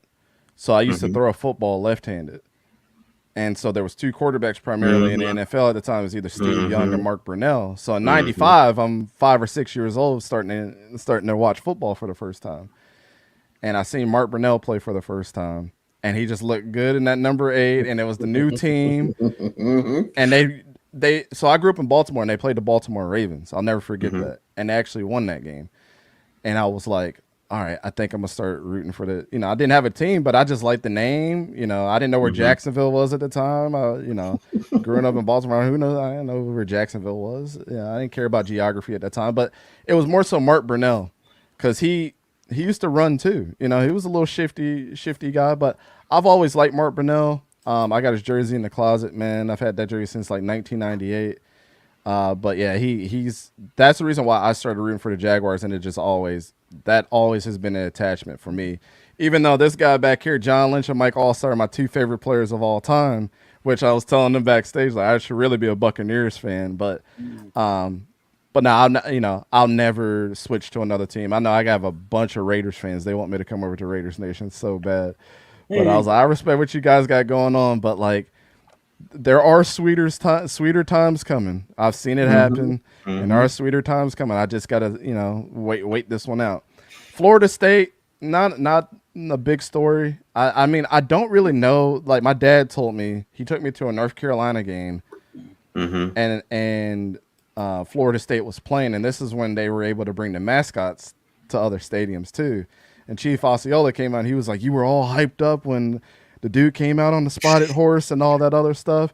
And I don't really know. It's kind of vague, like where the transition happened, but I just know that I've always rooted for Florida State. Ever since then. So it just happened to be two Florida teams, the way that it worked out. You know what I'm saying? Hmm. And I've Hmm. always had the mindset, like I grew up in Baltimore. I'm like, I'm a root for the teams that I want to root for, and I need to have an attachment other than just the city that I live in. Because I don't claim Baltimore. I even hate going back to Maryland. Like I never had a good experience living in Maryland, and some of the people there are, think of any word in the book, But at the end of the day, like that's why I was attached to both of those teams, and that's why I always have. Now I also root for the Seahawks too, and my attachment around that is I remember Keenan McCardell in an Hmm. interview talking about Steve Largent, and that's who he learned a lot of his stuff from watching film. And I started watching film on Steve Largent, and I was like, you know what? Seahawks are a cool team to root for. They're in the NFC. They have nothing to do with the AFC, and it would be cool to see the Jaguars and the Seahawks go against each other in the Super Bowl one day. But I can tell you, 2013 was an incredible year. It's when I met. It was a couple months before or after I met my wife when we started dating, and Florida State and the Seahawks won their prospective championships that year. So, Hmm. a lot of people don't get to see that in their lifetime, but I'll always Hmm. cherish that when Jameis Winston drove us down the field and the Seahawks just beat the shit out of the Broncos. Love Okay. it. So, Coach Okay. Dante, I got a question. hmm What made you, when you're a kid, what made you like football? How'd you become a football fan? My dad, primarily. So people don't know I'm biracial. So my dad's white, my mom's black, which is it's usually the opposite side. It's usually the other way Hmm. around. Um, my dad played punter at North Carolina Central, so he played for Hmm. HBCU. Hmm. Hmm. But just growing up, I've always was around football. Actually, my goddad, I don't know if you guys remember this name, but Greg Scales used to play tight end for the New Orleans Saints. Yeah. That's my godfather. Oh, really? So I've met him like once. We're not like super close, but my dad was in the military and they grew up as like best friends and things like that, during college. So And I believe Greg actually played for Wake Forest. So that's, they grew up in the same town in Winston-Salem, North Carolina. But, honestly, halftime, everything's vague from there. It's just that was that one sport that I've always clinged on to. My other side of my family grew up in Alabama, so they're naturally Alabama fans, My aunt, she went to University of Florida A&M. So, I was always surrounded by like either going to a football game with my dad or just our whole family just shutting down Saturdays and Sundays to watch football. I mean, Well, I know I how grew that up. is. I got a big family. So my family used to shut down. You used to watch football, and that's it. It was definitely a getaway for me. So like on the other side of that, like personally, we grew up really poor. So I remember eating like mayonnaise sandwiches, bro. Like goulash every single week because that's what we could afford. A big pot of it, the whole family eats off of that for 2 or 3 days. You know what I'm saying? But it was like Saturdays and Sundays were like a release for us. You know what I'm saying? That was the one thing outside of Christmas and the holidays and stuff like that. And don't even get me started on the Thanksgiving when we had Thanksgiving, had like 4 or 5 TVs in the house. Wherever you went in the house, the same football game was on, so you didn't really miss anything. But growing up poor and that being like the one thing that brought everybody together too, regardless of what team was playing, because some of my family were Cowboys fans too. At the end of the day, we were just that was just the one thing that I always remember. Like we always had football on the TV. We always were at high school games. I was always in Pee Wee playing some type of football. So, that's basically just, how I got into it, man. There's no other sport that was like it in our household. We didn't really pay attention to anything else. Okay. That's some good stuff, man. I mean, that's very deep, and I like that. So thanks for sharing that. So, Yeah, man. We're doing this family thing too. Like we're so we like getting into the family parts too. So it's cool. I mean, that's how I grew up with all my family. Butting heads about your team and all. Yeah, I mean, never really worried. We never really had those rivalries in our house. Like everybody rooted for a different team. Like some people rooted for other teams, and then my uncle was an Indianapolis Colts fan when he moved to Indianapolis. Then he moved to Maryland and became a Baltimore fan. So like nobody was ever consistent in my family with the teams that they rooted for, except for me. It was like these are the 2 teams, or these are the 3 teams, and I'm dead set locked in. So. So there's a question from Anthony. Were you one of the FSU fans that went on Twitter last season complaining that the NCAA screwed you guys out of the national championship? And do you agree with sitting out against Georgia? I definitely was on the other side of that, Anthony, to be completely honest with you. So I don't see my team's world in the same view as everybody else. So you have to take it like this. Yes, I root for my teams. I love when we have success, but I'm a football fan at the end of the day, and I actually understand the rules of engagement. So with that being said, one of the rules that I always read the rules at the beginning of the season before the season starts with the CFP, because it's important. Most fans don't, but I'm telling you right now, that's what I do. And one of the rules there that they stated at the beginning of the season last year was if you have a major player that goes down. Jordan Travis was 30% of our offensive scores last year. When a major player goes down, you will not highly be considered to be in the final 4 teams. That just is what it is. We almost lost against Boston College. We had a tough game against Miami last year. And so with all that being said, when Jordan Travis went down, I was like, this team, and I'm not the biggest Jordan Travis fan. I still thought he had a lot to prove. Like, the dude was hurt his whole career. Like, every single year, this dude had an injury. So when he got injured, was I surprised? No, I don't wish injuries on nobody, but I wasn't surprised based off of his history. But on the other side of that, I can't be naive in the fact to think that when a guy like that is, 30% of our offensive scores last year goes down, that we're even going to have a chance to go against the Texas or Washington or Michigan. And I also didn't want us to get in, not because of that reason.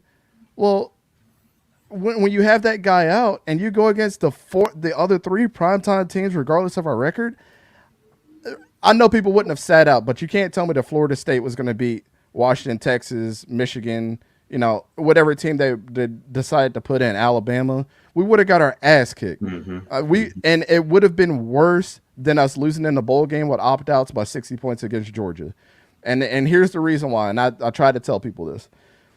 If you put us in a college football championship and we lose real bad, it's going to be hard for us on recruiting. It's going to be hard for us on the transfer portal because people are just going to be like, all right, they were one step away, but it's not appealing that you guys were a championship team and you couldn't get it done. When we lose in the bowl game that bad and people opted out, and and I knew it was going to be controversy, so you have to put that in place.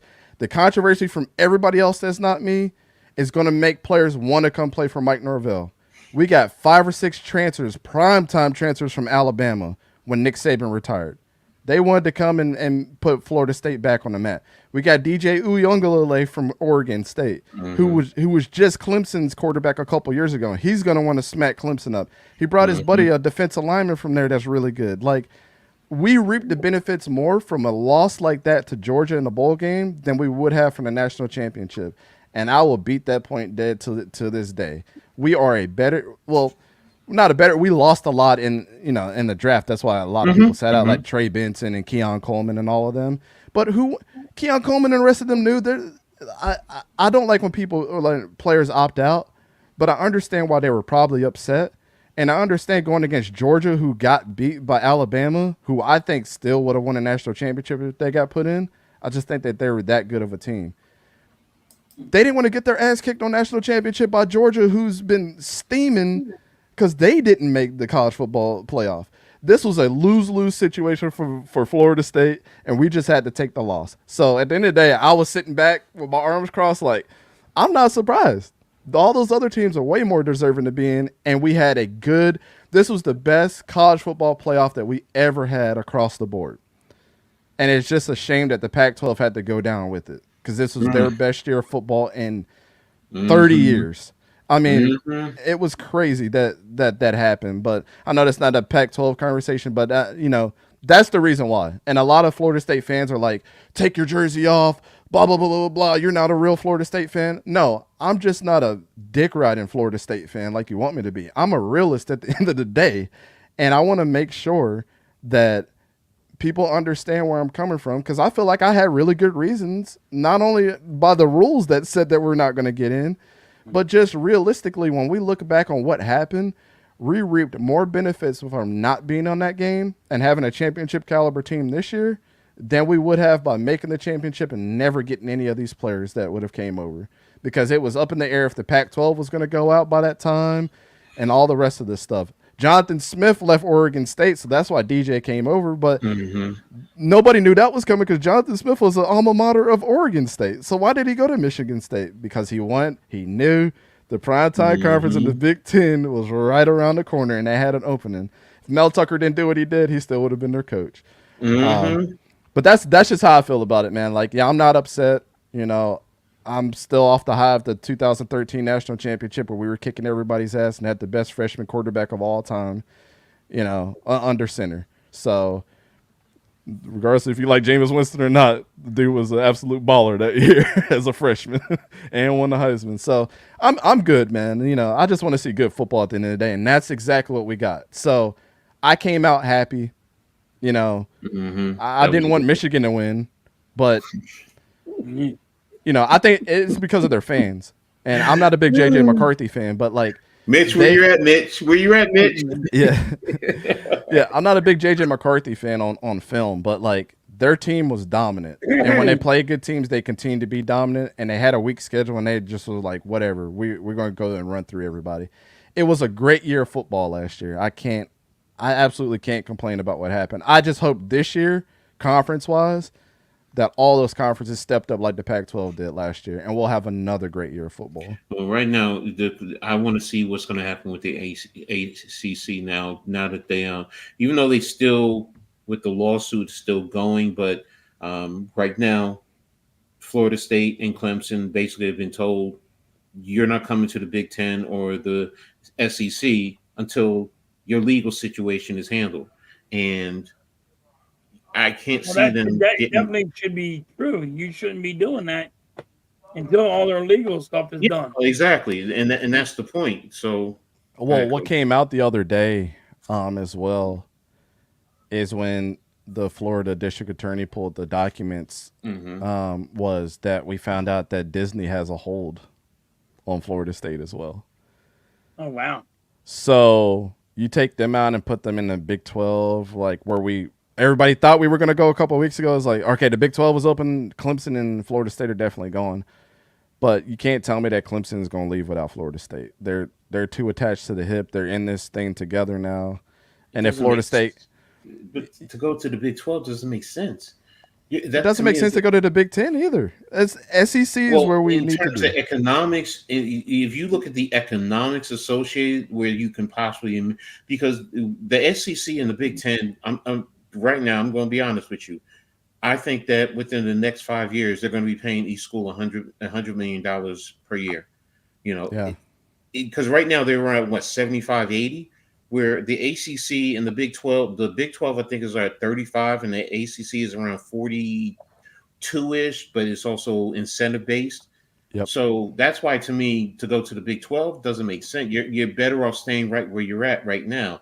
Now, if the ACC dissolved, then that changes the whole narrative and the whole discussion, which is Facts. not going to. I can't see it happen because of what happened with the Pac-12. I just, Yeah. I can't see it happening right now. I know everyone talks about 20 team conferences, 2014 conferences. I get it. Coach Donardo even just said it, which I didn't realize. The Big Ten is in 45% of the households across the country. So, that makes them the only true national. I mean, you could say, no, the AAC is not national, even though they in Conference USA you're not say national, coast to coast. That's the word I should be using.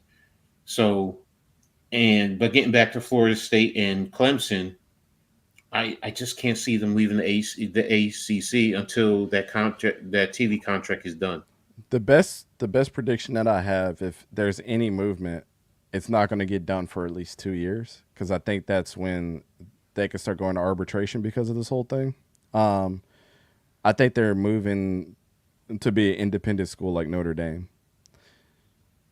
because they won't have any obligations with any networks. They'd be in a shared obligation when they play those teams, but they won't have a shared conference obligation like everybody else. So if that happens, I think that's not a bad idea until they can figure it out, and then both You're those going to teams be get out of you're their going to legal be hard bonds. pressed to get to because of the conferences going. A lot of them going 9 conference games, so you're going to be hard pressed to fill a schedule.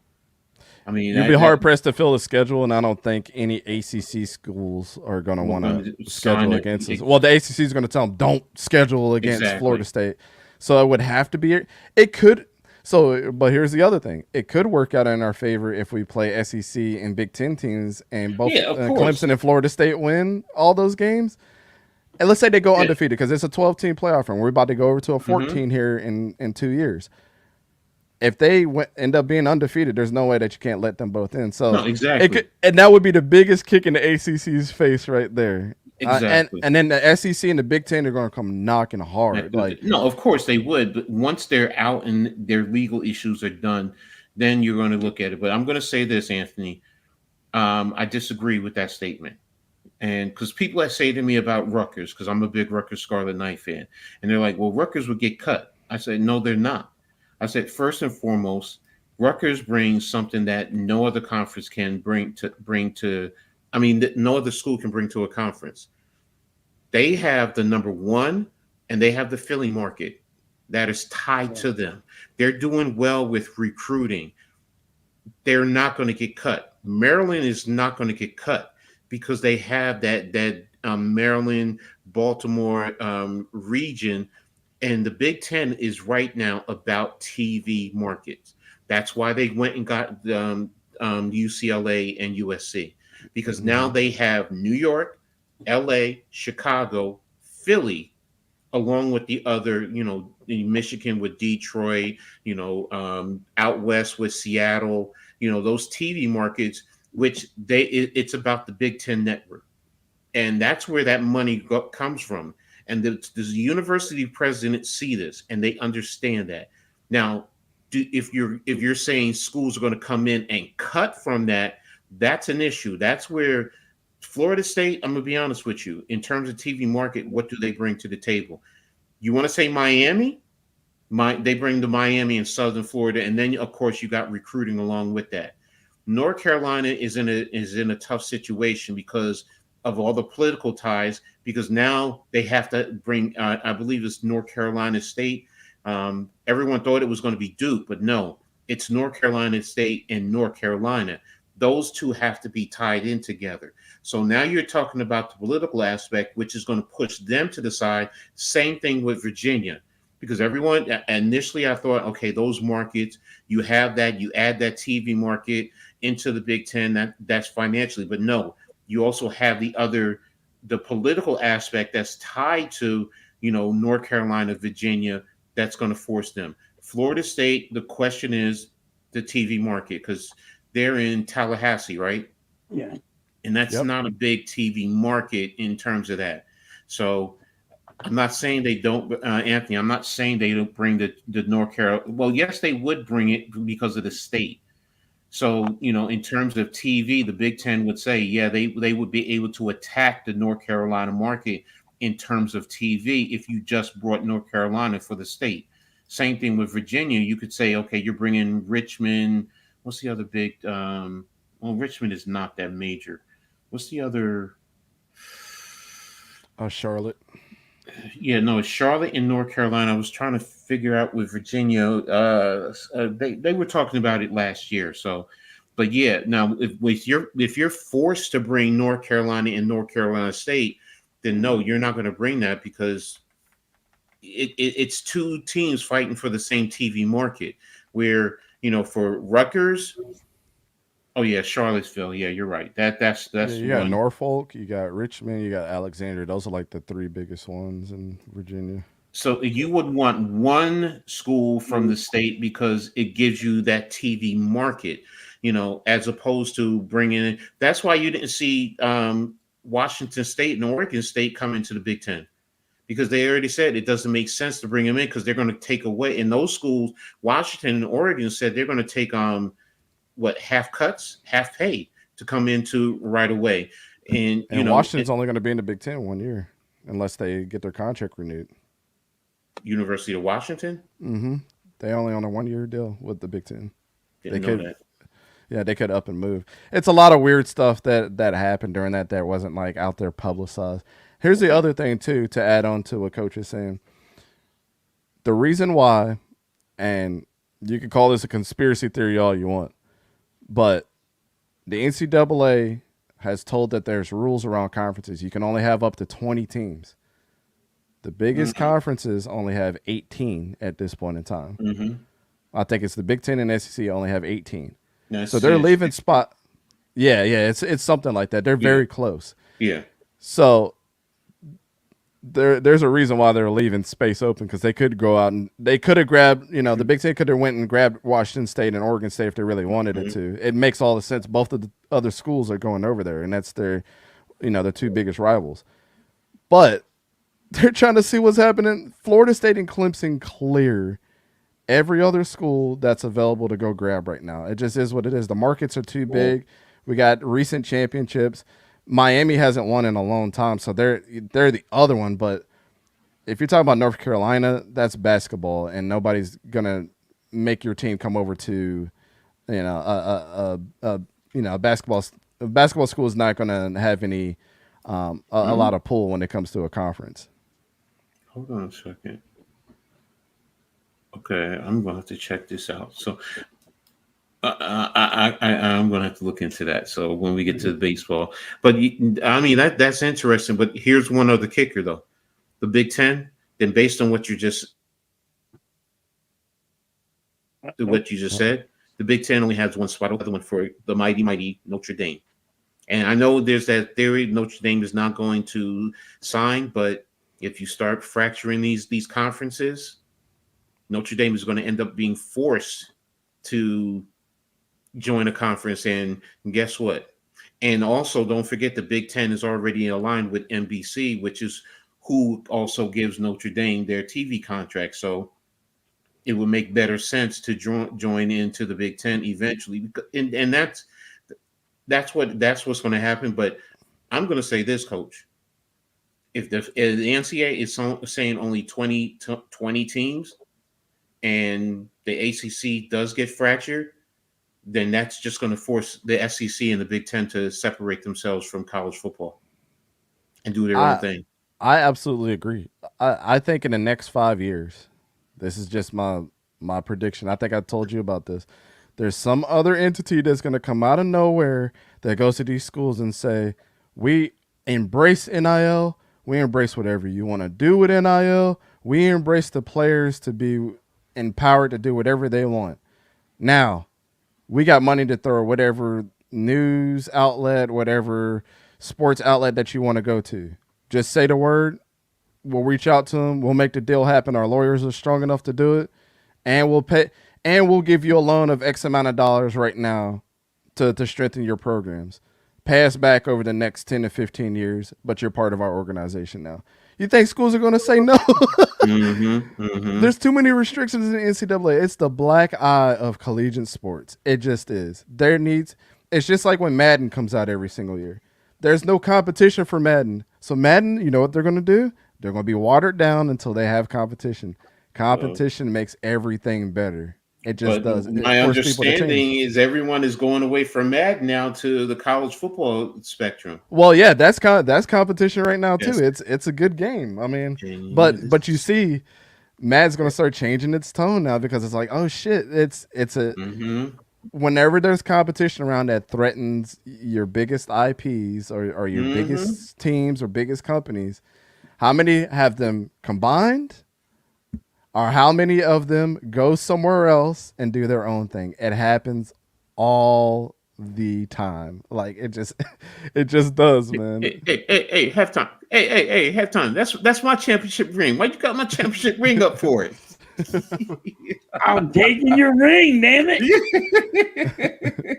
No, I steal rings around here. Yeah. Tennessee Volunteers baseball ring? No. That's my minor league semi-pro. That's our dynasty ring because Oh, okay. Yeah, no, that's from when we first came out. Our first 3 years, 3 championships, national championship. It's just most people don't care about minor league semi-pro football, but we did, and no one's ever in our area. No one's ever done what we did when we first came out, and literally, I'm just proud of it. We our first couple of years. First of all, the name of our team is called was the Terminators. So we just came out to terminate your ass. That was our saying. So, and literally our first year, our average win was 47 points per game. We were averaging 40 in terms of being. It was always 47 points. When we went to the championship, we were the number 2 teams. We had to go to Connecticut to play the number 1 team, in our league, and in the region. I think they were number 6, and we kicked their butts 42-0 on their home field for the championship. So, and everyone said, "Oh, damn, this team is legitimate." So, and then next 2 years, we won championships and just totally dominated. So, but that's where that comes from. So, and then that's why I use it and I love it. So, but let's move on to start closing this out in terms of questions. There's one question that I always like to ask everyone that I interview, and it's a little silly one, but what's your favorite dance move? Oh, I don't do too much dancing. Everybody says that. Yeah, but let me see. I don't know, man. Really does a lot of dancing. Come on. Yeah, I mean, I get down from time to time. Dante do the robot. Yeah, Now you know the wobble, man. We get down with the wobble at events. You know what I'm saying? Like that's always a Okay, classic. okay, You know what I'm saying? okay. But I don't actively go around my house dancing like Mary Poppins and I stuff. got you. I got you. I But Yeah, yeah, got you you. that's do. that. When you But ain't that's on all. That, camera, you always dancing. but About that's always a you. classic one, man. That's always a Hmm. classic one. All right. Now I know you watch this show from time to time. You know what Yep. are you? What has been your take on our show so far? It's good, man. Bringing other people on, talking about the topics nobody's willing to talk about, and giving your honest opinion, I think is very admirable for any show. Hmm. Being your authentic self, because I think there's a lot of people that try to be others, or like halftime is like, I'm not the expert. I'm just the guy that likes to go to the bar and drink a beer and talk sports, like, Hmm. and that's cool. Coach, on your end too, it's when you guys are talking about life, I know you guys are talking about your kids and how you raise your Hmm. kids.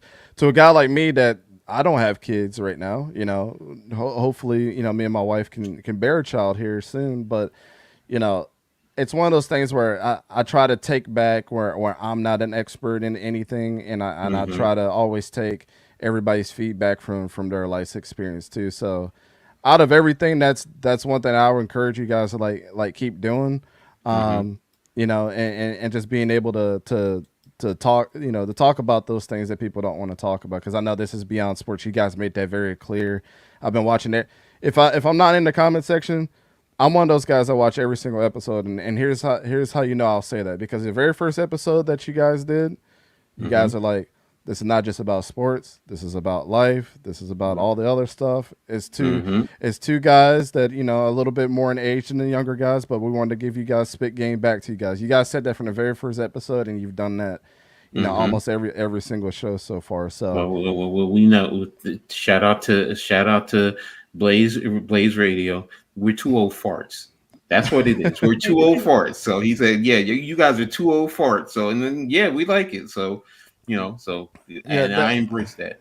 I feel like this, like when I'm doing film reviews for like the high school kids, and I know Hmm. the coaches that I know and stuff like that. Like, I like the fact that this show's around, because you guys are embracing the fact that there's a lot of knowledge out there that a lot of people don't know about life itself, or about sports, or a different way to think about it. Because you hear the same regurgitated shit over and over again, right? But Hmm. the fact that we kind of have to step back, like even at my age, like I'm not in high school. I'm not playing anymore. Like I'm about to be in my mid 30s here soon, and I have a lot of knowledge that I can give back to other kids. Like, what's the point of having all this knowledge to myself if I'm not able to give it back, or at least to help somebody else out? Like we just talked about Skip Bayless, for example. Hmm. He he pretends that he's been doing this, Hmm. but he really wants to have the trophy at the top of the trophy case as well.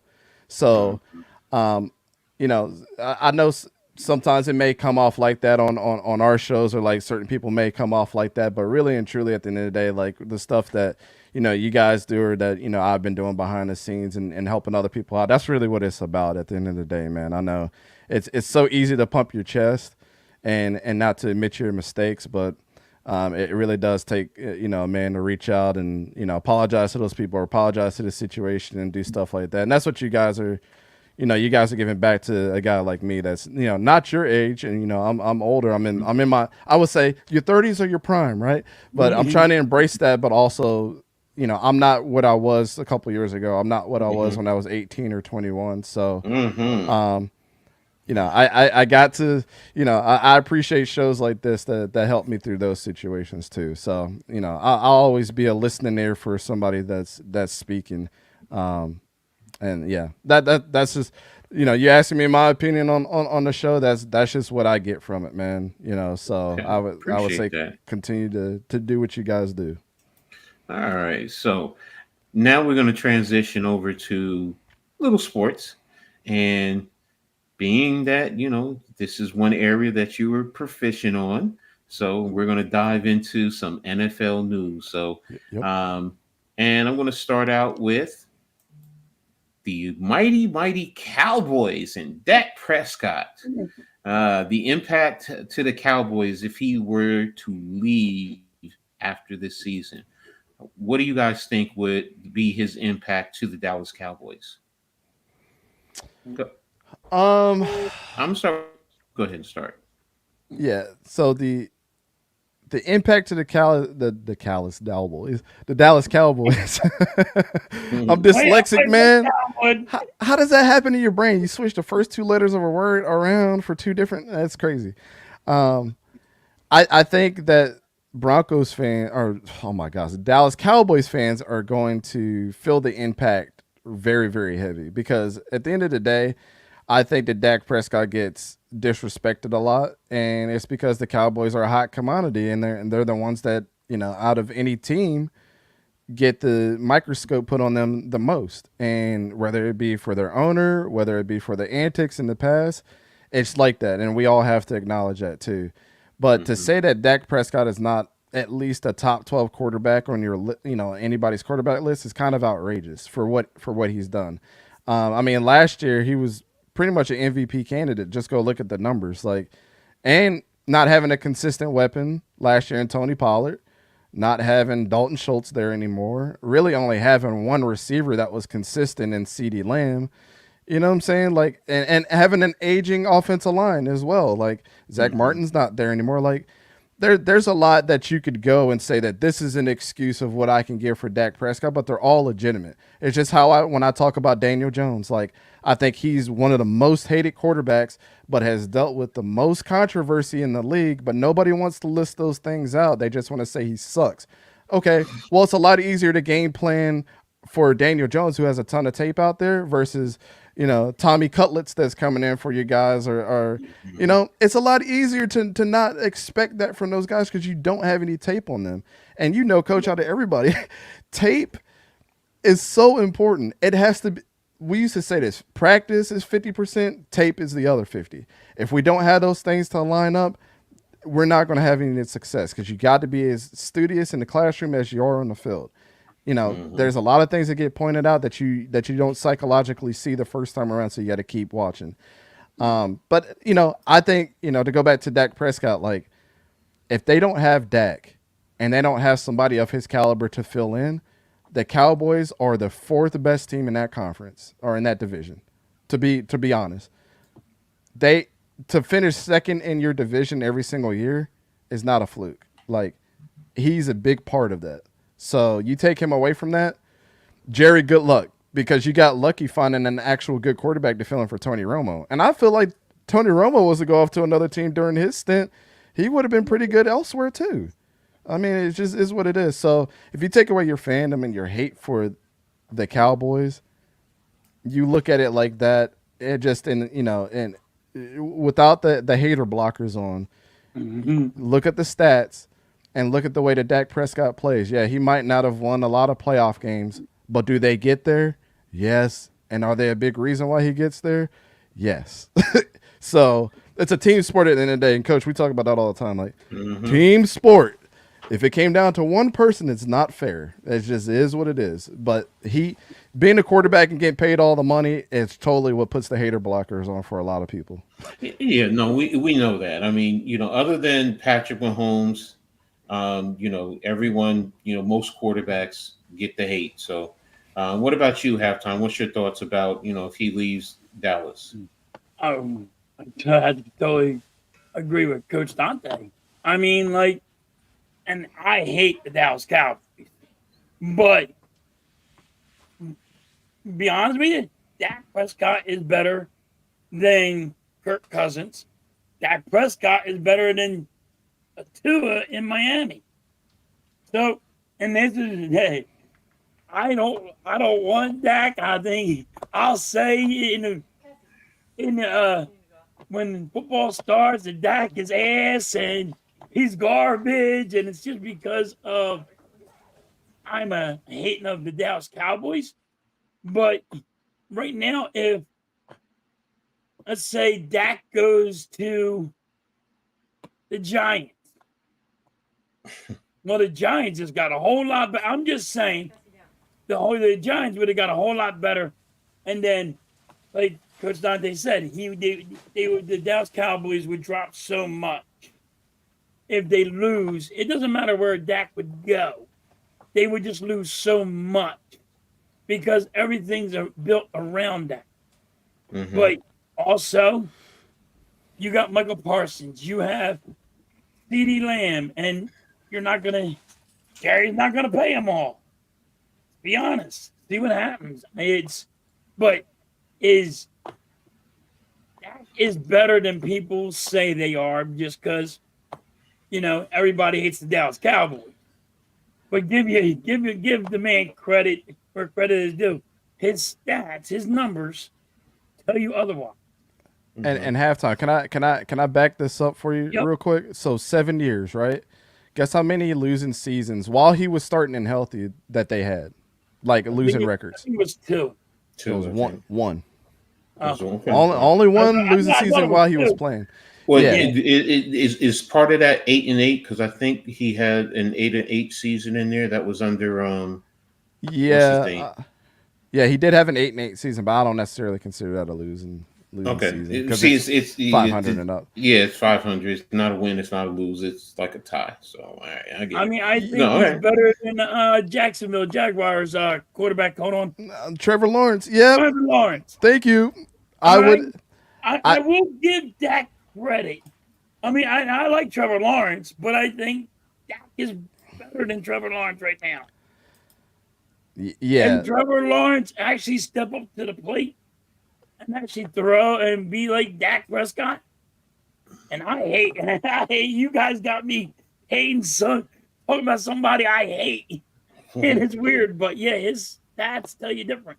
Trevor Lawrence never had a 10-win season. In the first 4 seasons that Dak Prescott had, which is as many as what Trevor Lawrence has played, he had a 13-10-win season and has had 4 winning season in his 7-year career. I'm sorry, 4 over 10-win seasons since he's been in the league. So, I mean, take it at what it is. Like, people are not consistent. They say quarterbacks are the reason why we lose. But then when it comes to this argument, then they want to say, oh, it's the team. It's a team. No, homie. You can't have it both ways. It's either you put the blame on the quarterback all the way or you put all the praise on the quarterback when they win, too. Like, that's what they get caught up in that argument, too. It's like, no. But the film says otherwise, man. He's not. It's like Trevor Lawrence. Trevor Lawrence is a good quarterback. He's not great. He's not generational. Dak is teetering between good and great. I'm not saying he's a great quarterback, but will he get you some wins?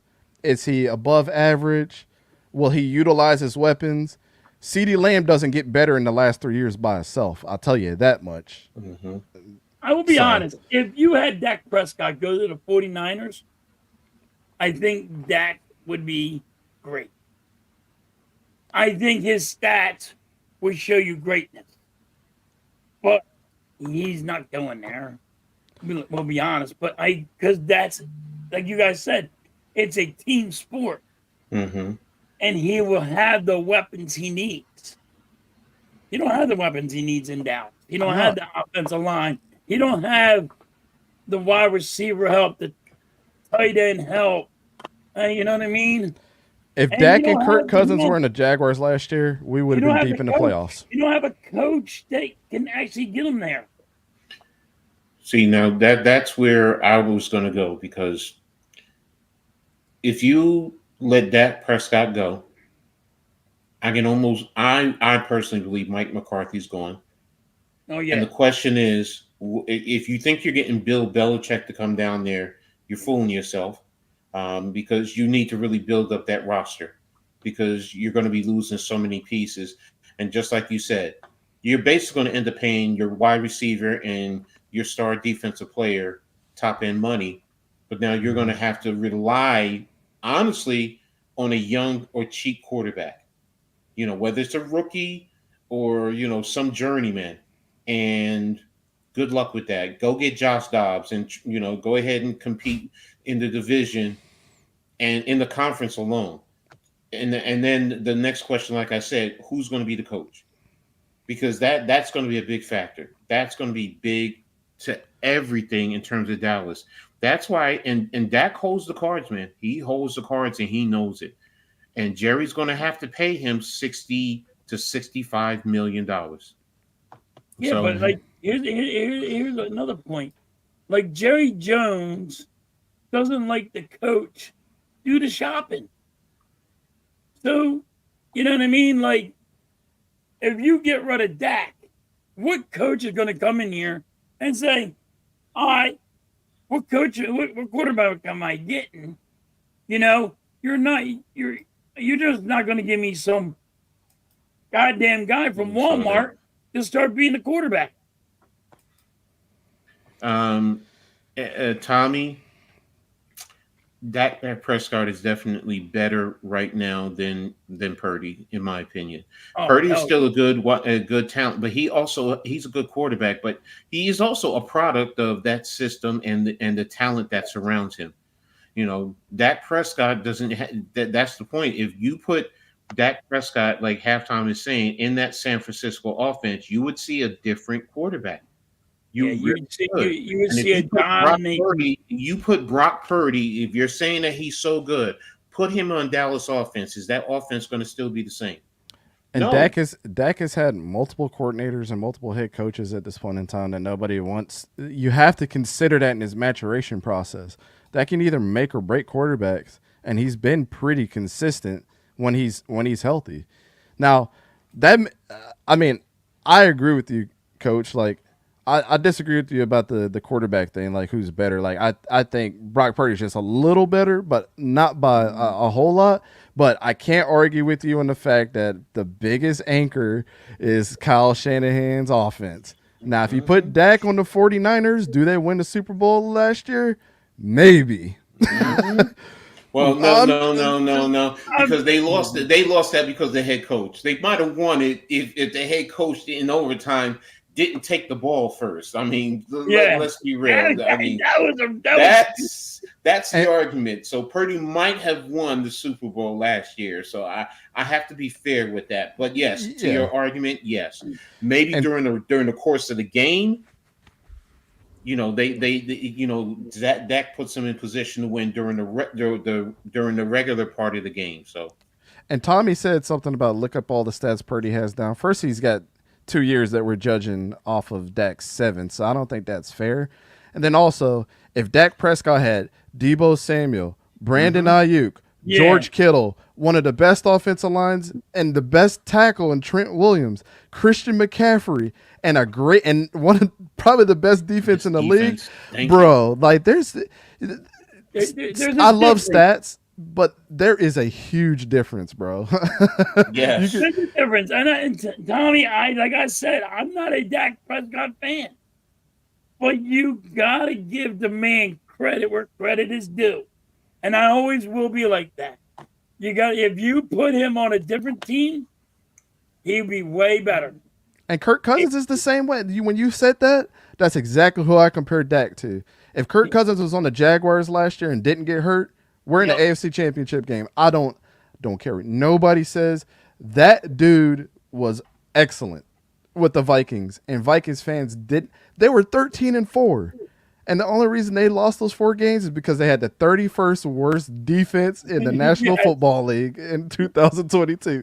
So, you know, it's like the buck stops there, man. Like, your team is very dependent on both sides of the football. And the one thing that me and Coach know, if you have a really good special teams too, that matters as well. All 3 phases of the game have to equally, as much as you could equally matter to a team, is the ones that win championships.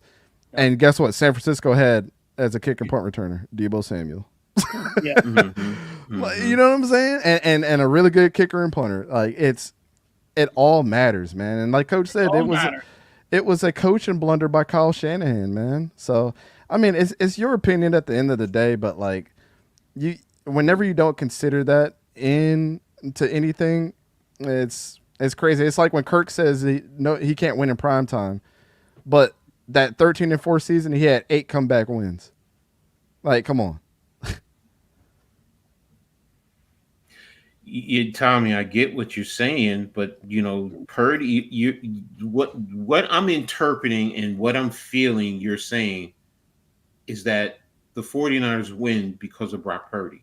They're a good team or a great team because of Brock Purdy, not because he's a product of the sums around him. I mean, and that's a fact. You know, I mean, Coach Dante just broke down the talent that's around Purdy. that's almost like the Steelers did back when Ben Roethlisberger first came in as a rookie, as a young player. He won his Super Bowl as a young quarterback because he had so much talent in all phases, as well as a great coach. And the great coach, and also just like when Ray Lewis was on the Baltimore Ravens and they won, they knew that was Ray Lewis's last year. They knew that was Jerome Bettis' last year too. So inspiration around teams matters, man. They step up to another level. And here's going to kill your other argument right here. Who was the quarterback when the 49ers went to the Super Bowl a couple years before this one? Jimmy Garoppolo. So what coach is saying about the system? Like, it matters, man. Like, Jimmy Garoppolo is just a middle of the road quarterback. He's as mid as they come, and he took him to the Super. And Jimmy Garoppolo was pretty good that playoff run too. Like, everybody was looking at Jimmy like, "Oh wow, where did this come from?" But it was really the system. Yeah, so I guess Jimmy's better than Dak too. I mean, like, you're going to get the people that don't like Dak Prescott. I get it. No, I get it. I hate Dallas. I hate Dallas too. I don't like the Dallas Cowboys. But if you put Dak in a different uniform, he would be better. And if you're just got to take the hate away, and Coach Dante's right, if you take the blinders and take the hatred away, like I said, he's better than Kirk Cousins. He's better than, he would be better on a different team. If you were born with 5,000 playbooks in front of you and your borderline Hall of Fame dad was like, this is how you coach football, you would be pretty damn good too. Because if you think about all the coaches that were coaches before and their sons have been really damn good, it's because they were thrown that at birth. Like, Coach was right about that. Like, it's the system, man. Like, I mean, your opinion is your opinion, but like, when you're making statements like that, you really have to come with the complete package. Because, like I said, you're either a stats guy that ignore the situation, or you're a situational guy that ignore the stats, and it's got to be right down the middle. That's not how we coach. You know what I'm saying? If my quarterback throws 500 yards and 6 touchdowns in the game, and the game is 49-48 and we win, guess what the biggest glaring issue is? What did our defense do to allow 48 points? Yep. It's not a reflection on our quarterback. I mean, yeah, he played out of his mind, but then I'm going to go to the quarterback. I'm going to go to who he threw the touchdowns to. Like, you got to give credit where credit is due, man. Like, it's way too many factors in that argument against Purdy versus Dak. But you can't say that if you put Dak on the 49ers that he wouldn't be better than he was last year. Jesus, man. Christian McCaffrey was the offensive player of the year, bro. Yeah. That was probably the best two-way performance that we've seen since LaDainian Tomlinson, when he had like over 2,000, like, what was it, 2,000 yards and like 30 touchdowns or something like that. It's hard. If you had Dak Prescott on the 49ers, I mean, what? Ayuk and Deebo Samuel both get over 1,000 and passing, and Kittle's going to get over 1,000. He would just light it up. Yeah. I mean, that's the Tommy. That's 22. Tommy, listen to me. I am going to send it. I was just waiting till halftime and Coach finish. I'm finished. Now I'm going to send the link. This is only for Tommy. I'm not going to bring anyone else on. So Tommy, I just said I'm going to put the link in the chat. Relax. I just said it. So look, you're going to be able to come up and say your piece. I'm not going to be bringing everyone up because I still have other topics to discuss. So I don't want it to get it into a long, drawn out debate. So here's the link, Tommy. Go right ahead. Tap in. Damn. I gotta push that button. No, Tommy's cool. Tommy's cool. Trust me, he's cool. That's family. That's family. I have no issues with Tommy. I love Tommy to death. So, even though he lives in disgusting Houston, Texas. That's the disgusting Astros. the disgusting Astros, the cheaters. Cheaters over here. We got the cheaters again. Man, that's crazy that they Nah. didn't take the trophy away for that. That's nasty work. Yeah. Eh, yeah, I mean, I don't know. but Pete Rose, you can't take it Pete away. Then Rose who you was going to give it to? suspended, and Astros still That's- get their trophy. And because you can't give it to the Yankees because the Yankees didn't get to the World Series. So, so it's kind of a, now if you say vacated, I don't think baseball wants to do that. you Yeah. got to at least put an Astro next to it. I don't They know put too an much Astro- about baseball, but like everything I read on that, man, I was like, geez, this is glaring. Oh, God, you got to come on. Now you putting Health up the and wealth. Lakers, man. All right, Look, all right. health and wealth to all, man. This is Yeah, all what's I'm up, saying. Tommy? Check this out. I used to play with Tommy Harris, Texas football over here. Mhm. Tommy Harris, Chicago Bears, Super Bowl, almost winner. Oklahoma, unfortunately. He should have went to UT, but he went to Oklahoma. So I played with Tommy Harris. You see what I'm saying? Mhm. We played against RG3. You see what I'm saying? Copper's Cove, Mhm. Navy. So I played against when I know Tavon about Austin. the lens of football, I just want to say this. The lens of football is when you look at Purdy as a rookie and what he did, other than what Stroud did, because my Houston Texans Stroud, that's something else. He's gonna be MVP. He's gonna show y'all amazing things his second year. But we're gonna talk about Purdy. Your boy Shanahan has had multiple systems that have multiple quarterbacks Mhm. succeed in many levels and not get what Purdy has done in the same system. This is a man that's been doing this for how many years? You see what I'm saying? For us, it's plus 40. We've seen plenty of football. We've seen plenty of legends. Mhm. Joe Montana's undefeated. He should be in the conversation with one of the greats, right? I always Yeah. say But that. unfortunately, they too busy talking about Brady. But Joe Montana, I just said, is undefeated. Mhm. The LeBron conversation and Jordan's undefeated. He took out teams. He took out leagues. Jordan would have averaged 60 in his puppy child NBA era.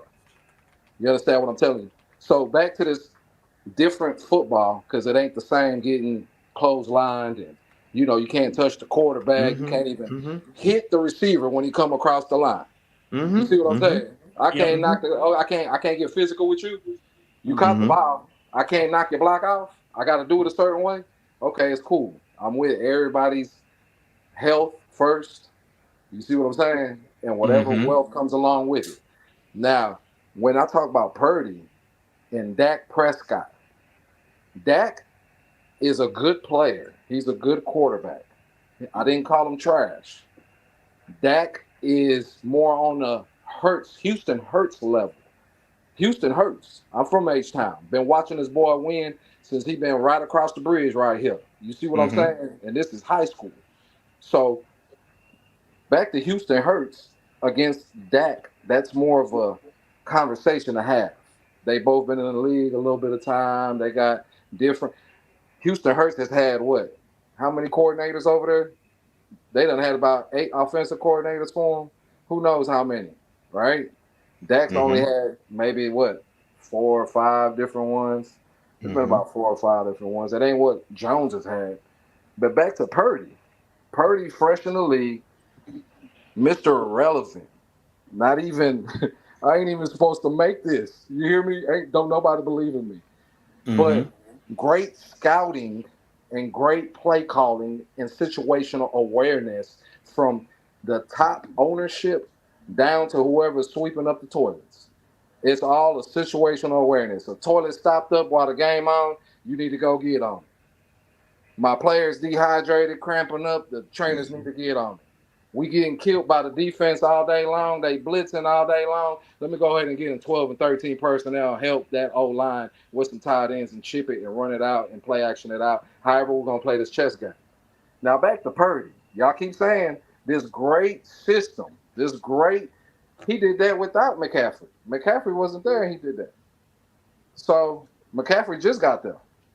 So what I'm saying is this great Shanahan of a coach, and he's this. He also choked when he was up against the Patriots in the Super Bowl. Them Patriots was not supposed to come back and win that. There was no way in the world that if me and this panel are coaching, there's no way in the world we're gonna allow a choke job from Shanahan in the second half as a Falcon. There's just no way. But he did that, right? Okay, look at it again. What Super Bowls happened again? Oh, they were dominating the Chiefs the first Super Bowl round against the Chiefs. Oh, it was 2 3/4 of domination, wasn't it? I mean, I seen it. I'm sure y'all seen it too, right? Can I correct Oh, you real and then quick? He didn't play without Christian McCaffrey ever. Christian what? McCaffrey got traded at before the halftime or the trade deadline, and he didn't start until the last fifth week of the season. So he only came However in it at went, like week hey, 13. So he's played with him however this it whole went, time. it's a rookie. It's a rookie doing it with a new regime. This is his first time doing it, and he's looking nice like Stroud was looking nice. But what's Dak doing? Dak been in the league 20 plus years, damn near. He already about to get the veteran. He better get this bag because if he don't get this bag, he gonna get up in age and they ain't gonna want to pay him. I think he deserves his money. They should have paid him a long time ago. He should have been inked in like a 5 6 year deal, on an extension on number 2 probably by now. But back to Purdy. So your boy Shanahan, he's up on the Chiefs in the Super Bowl. So what's your answer to that? Since you got all the answers, right? Since you got that answer for this and that, what's the answer for you with what your eyes seen in the Super Bowl, the first go round against the Chiefs, when the Niners were dominant for quarters? It wasn't no 2 3 minute spurts in the quarter. It wasn't no halftime. No, it was some quarters they were dominating that one. So what's your answer to how did the Chiefs Dominant. end up winning that game? Okay, Is you have when you say dominant, Tommy? When you say dominant, explain to me your when definition I'm of talking dominant in dominant, football. okay, I'm gonna explain Mhm. it. When I'm talking dominant is when Patrick, my homie Jordan, another Texas gunslinger, because I'm from Texas, so that's all we know. Big Texas football. So the gunslinger, because y'all just had a Super Bowl, the battle of the Texas gunslingers, right? My homie Jordan against Houston Hurts. You remember that? Ain't nobody want to talk about that though. But anyway, so when Patrick, my homie Jordan, is the Jordan of football at such a young, tender age that he is, and so many great moments that he has had as a young, tender player, because he's nowhere near seasoned yet, right? He already got how many belts up under him, right? He got them already there. When you're going against the so-called greatest already, the one that's dominating, doing the oohs and ahs, whether it's people who stat watch, like you were trying to call me, I don't stat watch, I watch the game. The stats is just factual information about the game. The game has many components. Situational football and awareness in any sport is the most critical thing. Is situational awareness. How to put your players in the right place, how to put the right roster out there, how to develop your talent, how to match up against whoever you're going against, how to scheme it. So all that it goes with the awareness of the sport. So situational awareness in football is how I judge football. So when I'm watching the Super Bowl once again against the greatest quarterback already being proclaimed by all the greats, all the news medias, all the players, all the coaches, they're saying Patrick, my homie Jordan, is the best. He is the greatest. So, like I said, when you're dominant in the first couple quarters of a Super Bowl against this so-called great, like the Niners were for the first couple quarters of that first meeting in the Super Bowl. That first time, it was a dominant performance.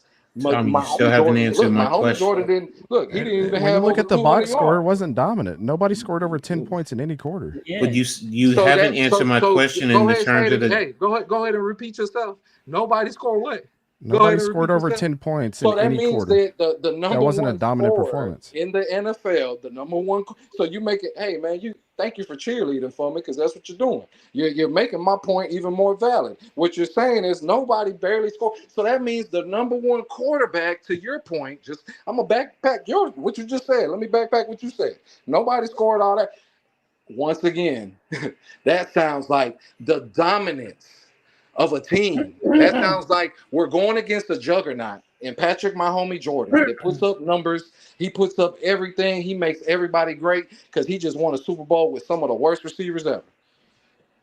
He just won a Super Tommy, Bowl with Kelsey Tommy, and some trash receivers. Tommy, Tommy, Tommy. I asked you for your definition of the word dominant. And I just You gave it haven't. to You you, and haven't.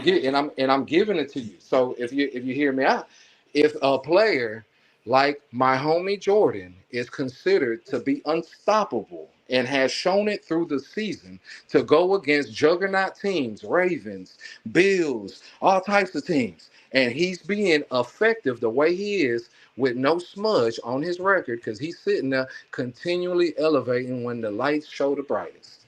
So what I'm saying is when a team like the little old Niners with little old Brock Purdy with a little well at the time wait. at the time it was Can I interject with, just real quick? with The 49ers have been in multiple NFC championships and Super Bowls over the last 10 years. They've been a dominant team. So what are we talking about? when it comes to Purdy, my conversation is about Purdy. We talked about Purdy to begin with. Well, you just If he contradicted says, yourself what from do what I you just said consider before. dominance? What I consider dominance is when Jimmy went against Purdy, they held him to a whole check and then ended up losing it because of situational awareness Okay. from the coach. And Let then me this next clarify. time around, Tommy, let me clarify something because I guess maybe what I'm saying is not coming through. Okay. I'm asking for a definition. Okay. I'm pulling up the Webster dictionary for the word dominant: commanding, controlling, prevailing over others, very important, powerful, and successful, overlooking and commanding from a superior position. so I got a Now question to you. I got you a question to said, you. wait a Just minute, for Tommy. everything you Wait just a minute, said. wait a minute, Look, wait a minute, my wait a minute, wait a question minute, to wait a you minute. is this.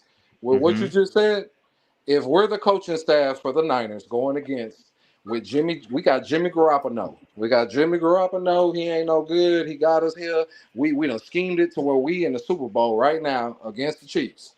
So you telling me that them couple of quarters, well, just like he just said, nobody was really doing too much. It was a game that was dominated defensively. You and I, are we saying we dominate? Right? We're gonna look at our players and we're gonna say, let's continue to dominate this game.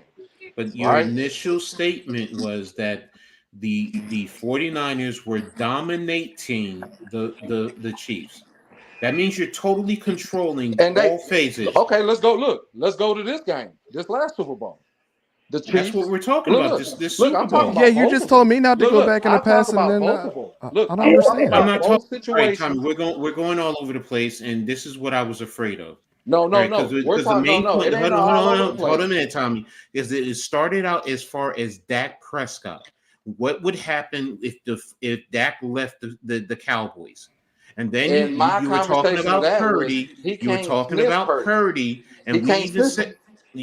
we even said if you took. I said to you, if you took Purdy, because you didn't even answer that question. I said because what I said, my Coach Ed's interpretation from everything you're saying is that the 49ers were winning because of Brock Purdy. So if you take Purdy Not off because he's of a sum of the parts if you around take him. look his rookie season and his Super Bowl season, you take Purdy off of that team, do they make it to where they go? If you put Dak Prescott there, yeah, that's what we're saying. This is But the he's point a but we're he's a look saying. y'all We're look hold on look just like y'all said, Dak didn't have this, that, and the third. Dak had the number one O line. Dak had a No, he great running didn't. No, he back. didn't. Hold on, When? San let's talk about Francisco it. is the Hold The on. number Dallas one. Cowboys had the number one All We're right, talking we need to about stop. we're We need talking to about stop. Dak and Purdy, right? We're talking about Dak and Purdy and what they have available. Dak didn't have a bum ass team. That's I mean Nobody I said he don't had a bum ass look team, He but didn't say just he had a hold bum on. ass What team, I'm but he had saying no. is look, this is what I'm trying to get y'all to see. Dak is coming from a good situation. It could be we all comparable agreed to to that, look, Tommy. that We situation all could agreed to almost be that, Tommy. You're compared to What are going we around in doing here? circles almost and be you're putting compared to words the This in doesn't our make Cowboys. sense. mouths. This doesn't You're make sense, putting bro. words in our How mouths, and if every beginning of year, everybody's all the experts, right? Everybody yes, you're like right. yourself, coaches and they're Everybody saying the reps up the Cowgirls got a good Cowboys. chance at winning the But Super Bowl, right? Tommy, this goes back to what I said initially, okay? And I tried to make it as Lord. simple as possible. And I asked you a closed-ended question. And that is basically, I And just what's want your to hear question? yes and no. I said, if you took Purdy and put him on Dallas, would he lead that team to the Super Bowl? Would he make Absolutely. that team? And that's Absolutely. where I disagree with you. So right Absolutely. now, you're saying You Brock gotta You don't Purdy see understand. is what the Purdy has reason done. why Have you you're seen look, have you're y'all saying seen Brock the Purdy passes is that the he makes? reason why I don't the think y'all see the passes 49ers he are. makes. I don't think y'all see that. I don't think y'all seen The passes he makes. I've watched Brock Purdy. No, don't go there. Don't go there, Tommy, with me. Because the bottom line is, I've watched Brock Purdy since he was a freshman at Iowa State. Yeah. I've watched this man. I ain't talking about Iowa State. No. Because you're questioning my ability to watch and see the game. What I've seen. I know. No, Dak was better in college than Brock. Dak was better in college than Brock. That's your opinion, and I respect your opinion. But what you're saying, what you are doing right now, is trying to discredit my opinion. Look, one last question. Since y'all killing me about saying that Purdy's above. No, you're walking in circles, bro. Tommy, I keep telling you, you're putting words in our mouth. You are putting. One question. Wait a minute, Tommy. All right, I'll give you a question. If you're going to start an organization, who you going to do it with? You going to do it with Dak or Purdy? Dak. Y'all don't say that comfortably. I don't know. No. We said it quick. What are you talking about? We didn't even have to think about it. All right, Tommy. Is there anything else that you? We've been saying it. Oh my gosh! I never said number one. Dak Prescott is. I'm sorry. Brock Purdy is a bum. I've never said that. He is a good quarterback. I always said that he should not have been drafted that late. I was surprised he was drafted as the last pick in his draft. I've always said that. I've watched this kid at Iowa State. He was a good quarterback. Did he need some refinement? Yes. Yes, I've said it, but don't put words in my mouth, Tommy. I never said he was a bum or I never alluded to that. Nothing to that fact. Nothing. We're just saying, like, if you compare both of the teams, it's not even comparable. This is why it's the 49ers will win 9 out of 10 times going against the Cowboys with just the team. You can even put Jimmy Garoppolo at quarterback. They still win those games. Yeah, I truly believe that. And I did it. I guess I started because I said if you put Dak on the 49ers. No, it's a good discussion. It's just you can't talk with anybody that's going in circles and putting stuff in their mouth. Like it's an impossible argument. That's the one thing with Tommy. I love you. You know that, bro. But you can't put words in my mouth. Number one, and ask NYG, ask Pat, ask Lou, ask my children. I am Captain Literal. When you say certain words, I am very specific about the words because words can be confusing. Can be very confusing. That's why I asked you about the word dominant. Cole, it's not connecting for you. You'll be the last one that I bring on. No, I'm not going to bring anyone else on. So you got to connect your camera and your mic holes for me to bring you on. Hey Tommy, there's no need for that, bro. But if you want to go against my knowledge, bro, I have a YouTube channel, film studies and everything, bro. Like there's no need to sit there and insult somebody's intelligence about football because obviously you were talking in circles, man. And Tommy, words personally, in our mouth. That's disrespectful, bro. I felt you were talking in circles, Tommy. All right, because initially my point was about Dak Prescott. My initial statement was if you pulled them off of the Cowboys, what direction are they going? All right, Tommy. No, Tommy, just step away, please. I'm not doing this. I'm not going to be disrespecting anyone, Tommy. I don't go for that. I don't. All right. I don't go for that, Tommy. No, bro. I'm sorry. I never wanted to do this. Never. I never would want to do this. I never want to ban people. I give you the freedom to speak, to come on here, but to be disrespectful, no, I'm not doing that. I'm not doing that. And that goes for anyone. Yeah, you don't. I apologize to everyone else, for that. I never want. This is why sometimes I don't like bringing people up because it'll go to the left. It goes to the left, and we can't have a civil conversation. And that's what this question is just to clarify what you're talking about, bro. But you can't when you're in a debate, you can't say, okay, Coke is brown. I'll drink Coca-Cola is brown. But no, on a certain day it could turn green. Like, why is it green? Like, you can't. It's just you're just talking around the issue, man. Like, We're just trying to understand where you're coming from. No, I understand where he's coming from. I don't agree with it. There's a difference. Yeah. I personally don't agree. I don't agree that, that to discredit Dak Prescott to that magnitude. Like we said, first and foremost, Shanahan's system is about it's his system. Yeah. It benefits the quarterback. You want to talk about Jimmy G? Hey, he got there to the Super Bowl.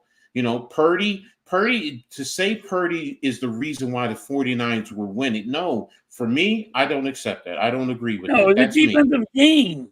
That's me. Now, if you want to say both defenses dominated, that's why I wanted clarification. As Coach brought up, 10 points. 10 points. That's a defensive game. I agree it was a defensive game. Both offenses were struggling. Right. But wasn't it 23-22 at the end of the game or something like that? Like it was, it's a close game. I'm sorry. Go ahead, Cole. I'm sorry. Oh no, I'm just tuning in, man. I mean, no, I know you're the Cole. You're a Cowboys fan. So I didn't even know what y'all were talking about. My question was, if Dak Prescott leaves, if Dak Prescott were to leave the Cowboys, what type of impact would it have on the Cowboys? And that's where this all led to. Well, what impact would it have for the Cowboys if Dak was to leave? Yeah, going into next year. I wouldn't. It wouldn't be good, man. Only because it'll be a lot of unknown. We don't know who will take over to be the quarterback because we always a middle of a pack type of team. Like we will always be with him. We will always be up there. So if we went to say for instance we go into this season with him, last season, and we go to the playoffs and lose, then we're picking like in 20 something. The next draft, what quarterback out there? What quarterback out there? I mean, people can say the popular thing, Shador. I'm gonna tell you right now, man. Shador is not a bad quarterback, but that'd be the worst thing for the Cowboys to even have. He's not there yet. Yeah, I agree with you, Coles. He's a good quarterback, but if you don't see that he's got his flaws and that he can lose you more games than he can win right now, like I'm a quarterback guy. I'm telling you, he's not even really yet. About that though. It's about the media. Oh, Dallas media will eat him alive. He can't even handle what's going on in Colorado. He lose more games than Dak. Yeah, they'll definitely be up his ass. Our fan base will expect him to do something that no quarterback hasn't done in 28 years. Yep. Year one. So, I mean, it wouldn't be good for us, man. It'll be hard because it's hard to find a good quarterback. And that's what I'm trying to tell most of my fan base. Hey, say what you got to say about Dak. If Dak went to another team, he wouldn't get half of the criticism that he gets with the Cowboys. So Cole's that's where it went to, because like I brought up, if he went to the 49ers, there you go. Yeah. He'll win. They would have won the Super Bowl, right? Purdy. I said he's better than Trevor Lawrence. And I said he's better than Kirk Cousins. And this coming from the Eagle, and I'm a Giants fan. Cowboys. And I ain't got no dog in the fight. I'm neutral. So like I like what Brock Purdy done. I like what done with 49ers, but 49ers is like a plug and play type of team. Like they can take that. You don't have to have an elite quarterback to really be, you don't need an elite quarterback for the 49ers. They can basically handle it. You just got to have a quarterback that has an arm. Yes, an arm that can control the ball. That's really it. No. Go ahead, Coach. Go ahead. No, I was going to say real quick, Cole's like, on the other side of that, what we were trying to say is like Kyle Shanahan's offense is very friendly to quarterbacks because they had Jimmy Garoppolo in the Super Bowl, and they went to 3 NFC Championship games and 2 Super Bowls in the last 5 years. That's not a coincidence. Matt Ryan went to a Super Bowl in his system. Mm-hmm. And Matt Ryan a good quarterback. Don't get me wrong. He was a good quarterback. But come on now. I mean, nobody ever went against Matt Ryan and said, "Oh, we about to get completely shut down by this guy." Right. You always said Julio Jones. Yeah, that's what I'm saying. Like, you put Kyle Shanahan with a quarterback that can manage and some weapons, and that's all he needs. That's all he needs to be successful. So yeah, I mean the hype with Brock Purdy, hey, it's good. He did what he had to do, but don't be saying that he a better quarterback than Dak. I wouldn't say that. I wouldn't. He's not talented. He's not as talented as Dak.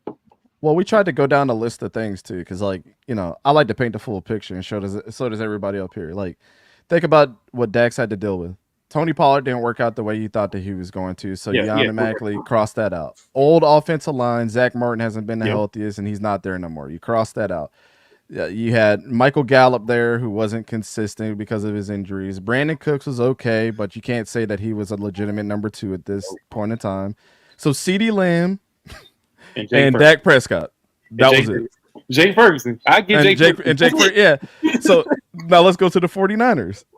Christian McCaffrey, Deebo Samuel, Brandon Ayuk, George Kittle, great offensive line, and that's what our point was. It's like, dude, you're trying to argue that with a better head coach, you put Dak into that system of what he's been doing, and he was in regards as in the conversation for MVP last year. Like, dude, you can't say that with his veteran leadership that he's already got that it doesn't surpass what Brock Purdy has done right now, especially getting a Super Bowl win. Yeah, I hate to see him go elsewhere, but I think it'll be a downfall for you guys for at least a year. But I think coming from the reports that's been going on today, they trying to get a deal done. So it might be close. It makes sense. I mean, they got backed into a wall with the contract last night with Jordan Love. Yeah, and you are Jordan Love, and you will look at Tua. Yeah, so and again, it's been said with Jerry Jones, if you keep waiting, the price is going to keep going up. And then next, Love getting 58, and is that what he's getting now? Jordan Love 55. Yeah, 55. Tua got what 220 over 4. Yeah. So that's Jordan is the highest paid. Then it's Trevor Lawrence and Joe Burrow are tied second. No, Jordan's getting 53 because he's 212 over 4, and Tua's 220. So Tua's getting 55. No, Jordan making more than Tua. Yeah, he's the number 1 guy right now. Tua's getting 212? He's total? number 4, I think, overall.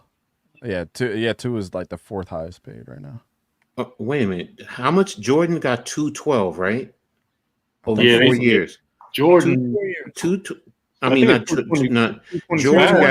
220 in 4 years. 220. Tua got 220. Divide that by 4. That's 55.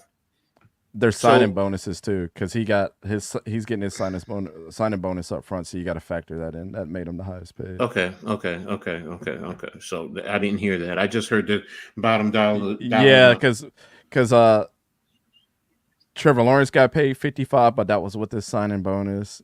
The same with Jordan.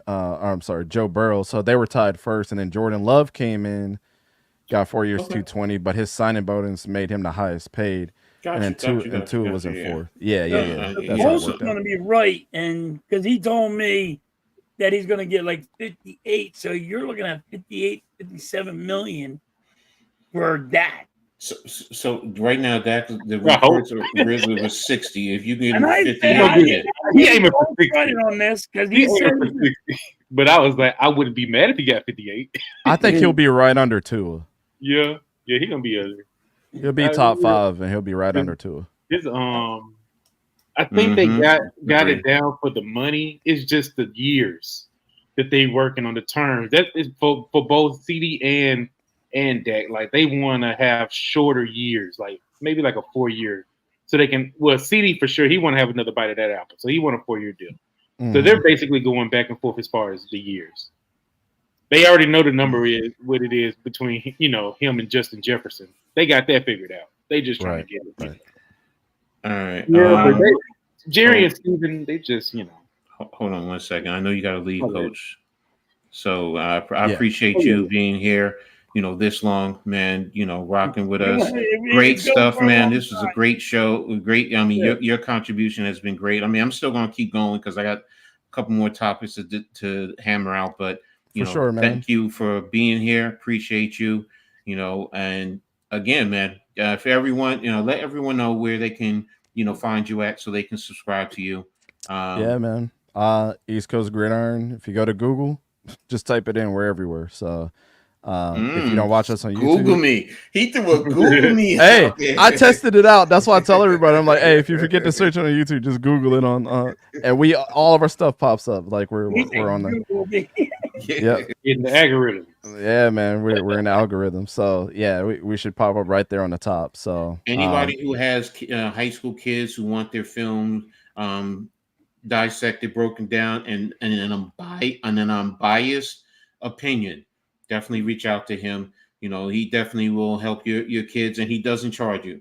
It's not like a lot of other people who are charging kids out there. He wants it's to first see come, these first serve with me. I don't care. Yeah. You don't throw no money. Just whoever reaches out. I think I got about 4 more guys to do. I had a couple other guys reach out to me from college. I actually had a couple coaches reach out too. So me being I'm technically a scout now. So I got some like scouting connections with like Missouri and other teams too that I tried to get these kids over to. There's one guy that was from my area that I definitely shot over to a couple people. I'm like, he's a D1 kid. He's got to put on some size, but like his skill set is like Adrian Cooper to me from Texas A&M. So, but yeah, feel free to send them over. I'll add them to the list. It's first come, first serve. They take a minute to do, but I think those kids deserve that. They deserve a really good look at, a different perspective. And, they got the balls enough to send me their stuff, man. That's, they should get the best that I can give them too. So, I appreciate when they do reach out. So I don't want them to feel pressured. I want them to get the best that they can get at the next level. Their coaches are only going to teach them one thing, but it's like I always tell people, like when I was in the MMA world, when I was, coaching, go to another coach, get another opinion. Might not always be the best. There's always other people out there, and do your due diligence. So, but yeah, send them my way. I'll make sure I get them taken care of at no charge for sure. All right, Coach. Again, thank you for being here. Look forward to talking to you later. We definitely will talk. And yeah, for sure. Halftime, good talking to you again, man. Coles, good to see you, man. Yeah, for sure, man. I just came over here to give halftime a hard time, man. Nah. All right. All good. All right, tell Tony, tell Tommy to slow down, man. It's okay. Life ain't that difficult. Nah, he's gonna be heated with me because I just banned him. So that's all good. Hey, everybody have a good rest of your weekend, man. You too, man. Have a good one. See you. Anybody knows me knows that's not how I am. I don't like banning anybody, but when you start getting personal and going to the extremes, I can't. I just can't. This is I've already dealt with other situations, and I don't want to go to. I've started going to the extreme, and I've had to pull myself back. So, and I'm not going to tolerate that here. Not on this show, man. Yes. Halftime and I work too hard to, bring something that we believe in and we really enjoy. And, all of you seem to really be supporting and enjoying. And, I'm not going to let someone ruin it, man. But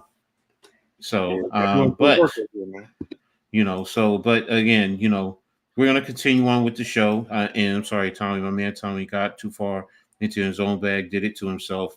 I know I'm going to deal with him later on the other Giants stuff. So, and I'll cross that bridge when I get to it. But getting back to the football subjects, we just talked about the Cowboys, and I'm going to dive into the training camps for all the teams. So halftime, what's going on with your Eagles right now since you guys have just started out?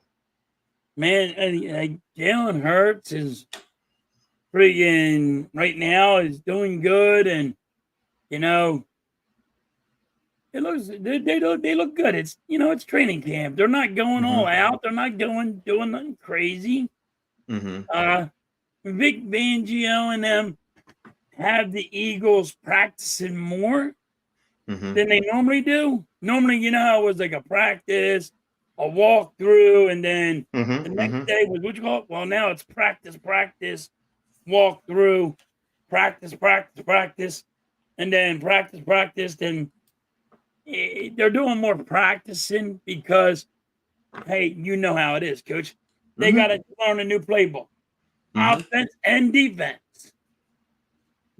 So it's they're looking good. It's going good, but it's wait and see.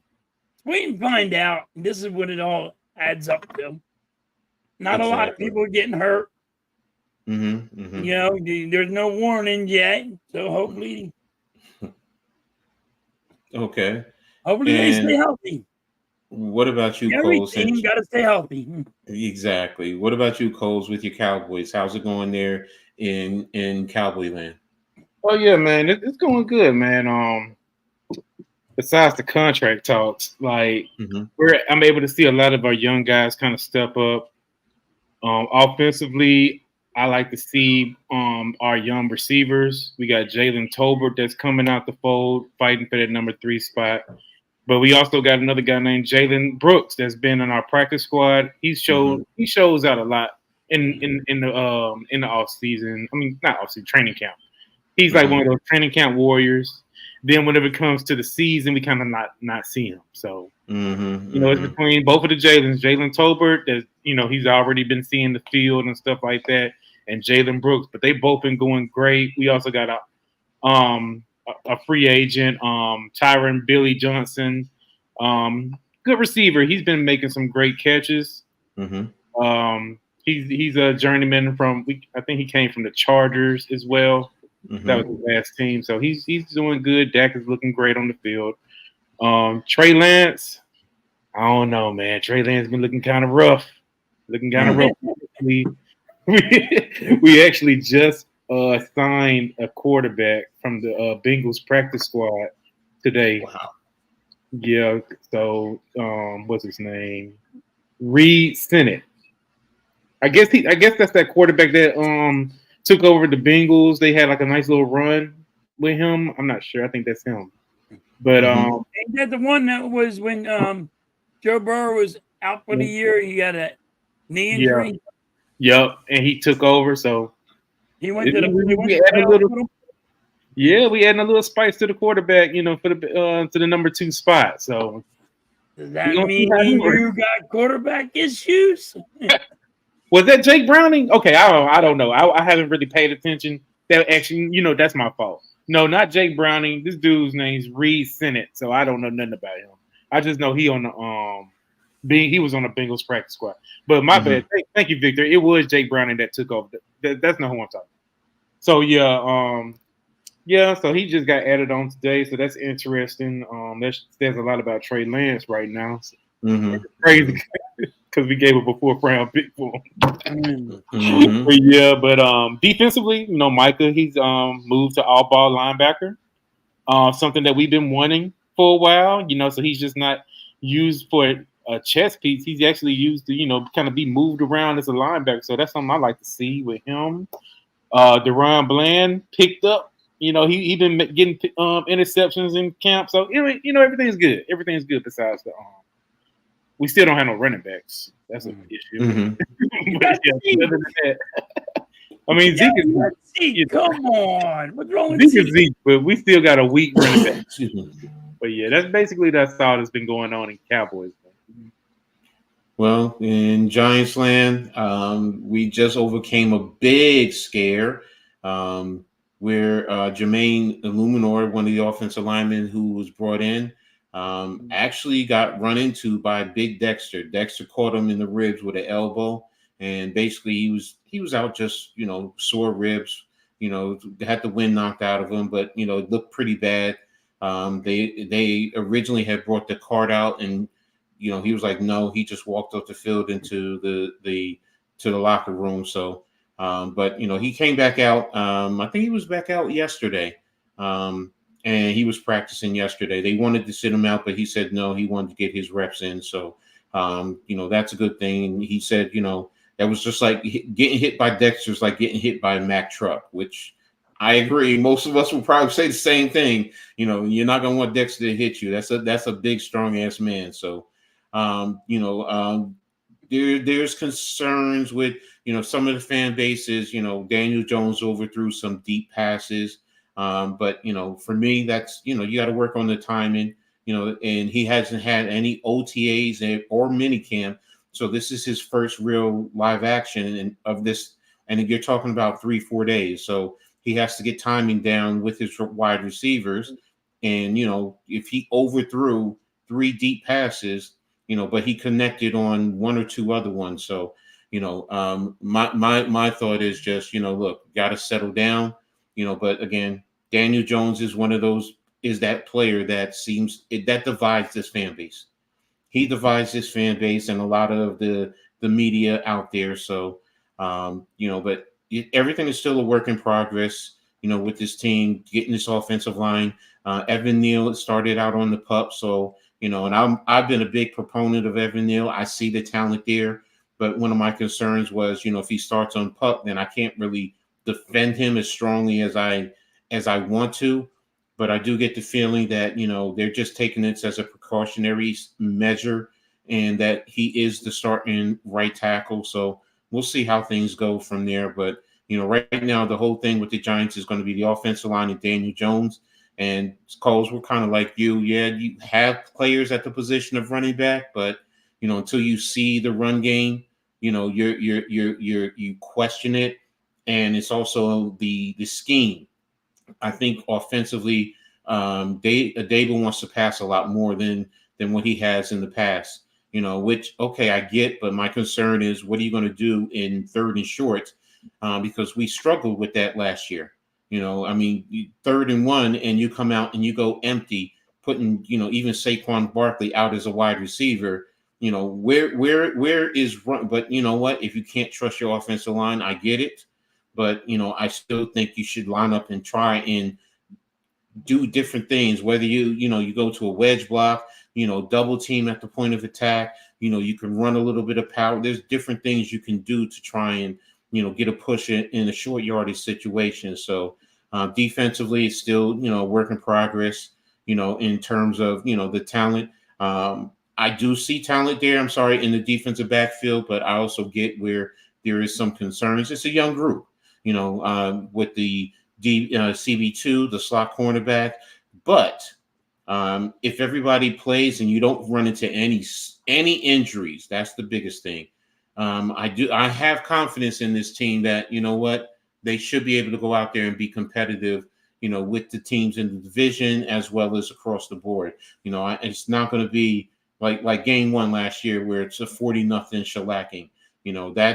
That's not good for football. And as a Giants fan, that's not good for us as a whole. So still a work in progress, but I'm hoping what I'm thinking comes to fruition as far as ultimately with this season. So, that's what I have in terms of the Giants camp right now. So I'm going to move on to the next talk. Which is holdouts, player trade requests. The biggest one is Brandon Ayuk. And, if he's traded, where's the best location? Now, I'm going to start with you, Coles. What's your thoughts on him holding out, and where would be the best location for him? Oh, wow. I would say the Commanders will be a good one. I think that's where he probably prefer because of his relationship with Jaden Daniels. So Commanders is an easy one. But I would also like to see him with the Patriots as well because they don't have any receivers. I think he'll be more known as that number 1 guy. I think that's what he want his stock to be is wide receiver 1. He'll be paired up with a good quarterback in Drake May. I believe Drake May will have a good career starting off with a receiver like him. So I could definitely see him also with the Patriots. Okay, and what about you, Halftime? What's your thoughts on Ayuk's situation, and where do you think is the best spot for him if he was to get traded? Well, my first 2 were what Coles was saying, Washington and the Patriots. But I have a 3rd one that's probably nobody's really looking at. I think the Colts would be a good fit for him because they need one. They got that young quarterback, and he's just getting off an injury. But if he has a wide receiver like him, I think the Colts would be a lot better.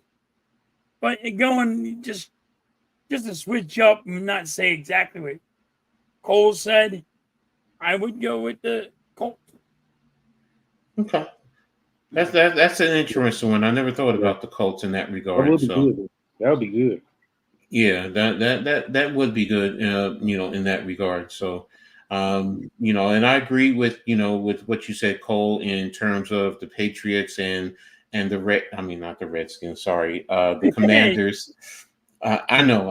It's just they want to change their name back to the Redskins, Coach. I hope they do, man, because it's just easy for me. That's what I grew up on. It's just but easy. I get it. I mean, who am I? They're not going to do it just because I want it. But yeah, I could see those teams. And I'm sitting here, going through the list in my head, and I'm just like, they're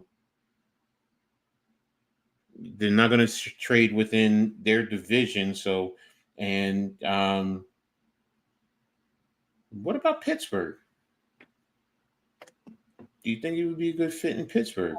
It'd be a good fit in Pittsburgh, but I've been hearing, Pittsburgh really don't make that many moves, and they made a lot of moves this year. Yeah, that's true. They don't.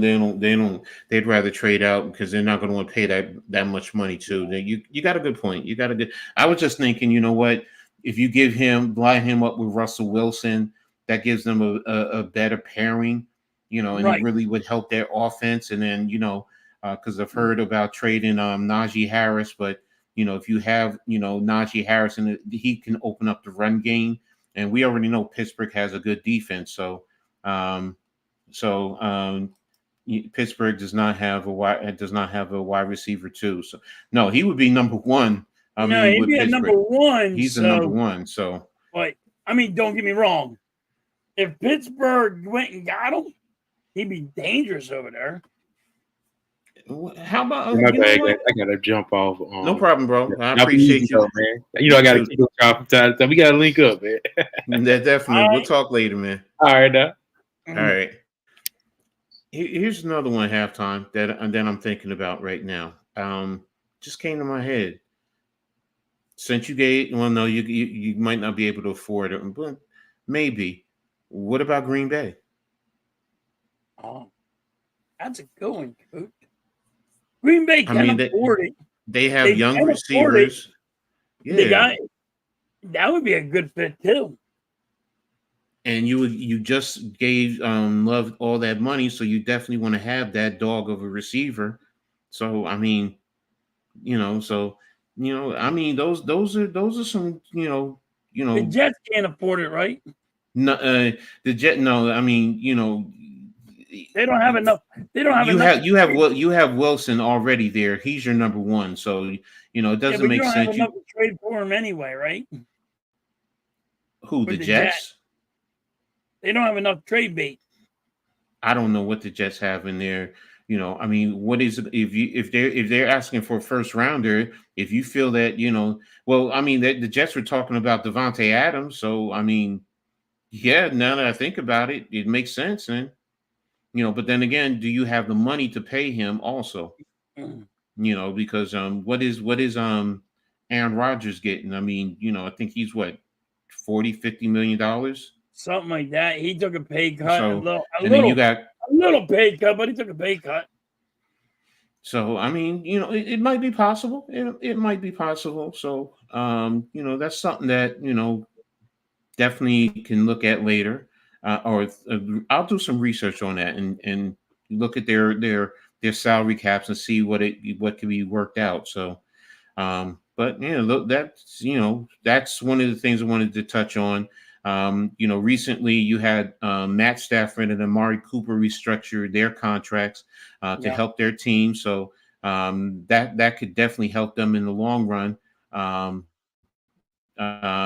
Victor says, I think the Broncos fire you. Okay, I can see that. That could help them out. They need a lot of help. The Broncos need a lot of shit. Yeah, and plus you have Bo Nix over there, so he could definitely have that number one wide receiver. I mean, that's the thing that you should try and do with young quarterbacks is give them a dog of a wide receiver. As a Giants fan, we went through that with Daniel Jones before you finally got someone for him. So. So that's that's a good one. I like that one there. So, but But again, that's actually perfect right there. The Broncos. How much do you think about the Broncos? No.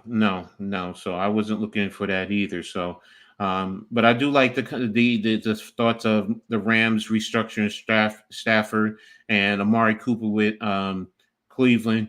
Gives them a little bit of flexibility with what they can do with their team. So I'm going to be watching that as I go as the things go forward. So now I think next week we have the is it next week? No. In 3 weeks. No, yes, next week. Next week. You have the Hall of Fame game, right? Yep. Yeah. Yep. So you excited about that? I'm ready for football, Coach. I'm ready for football. I mean, come on. There's only baseball. You know what I mean? Football is a long time, but I want the hitting, hard hitting. I'm more of a football guy, but I love all my sports. But I am ready for some action. Exactly. I want my little bit of violence. I'm with you, brother. I'm with you with that. So I'm ready for some football. So, but next thing I just want to touch on is preseason NFL power rankings. I was looking at the Athletic, and I saw their power rankings, and I was like, it makes sense. So, who do you think was the worst team in their power rankings? And power rankings? Yeah, their preseason power rankings for the Athletic. I didn't even see that. So what was it? Yeah, this just came out. When did I think this came out? I didn't get to see that power ranking. Yeah, it's in the Athletic. This came out the 23rd, so about 4 days ago. Yeah, I didn't get to see it. Well, I'll go. Who they had as the worst is the Carolina Panthers. Which okay, yeah, I agree with that. It's Denver, New England at 29, my Giants at 28, Washington at 26. You got to put the Giants up higher. This is according to the Athletic. So they have the Giants they feel they're going to be 28. In their reading, it says Giants fans should keep October 19 clear for their calendar. That's when the Georgia Bulldogs will be playing the Texas Longhorns, and the chances are at least fair the Giants' next quarterback will be on the field. With Georgia's Carson Beck, Texas' Quinn Ewers, and Colorado's Shedeur Sanders, the quarterback draft class should have plenty of options.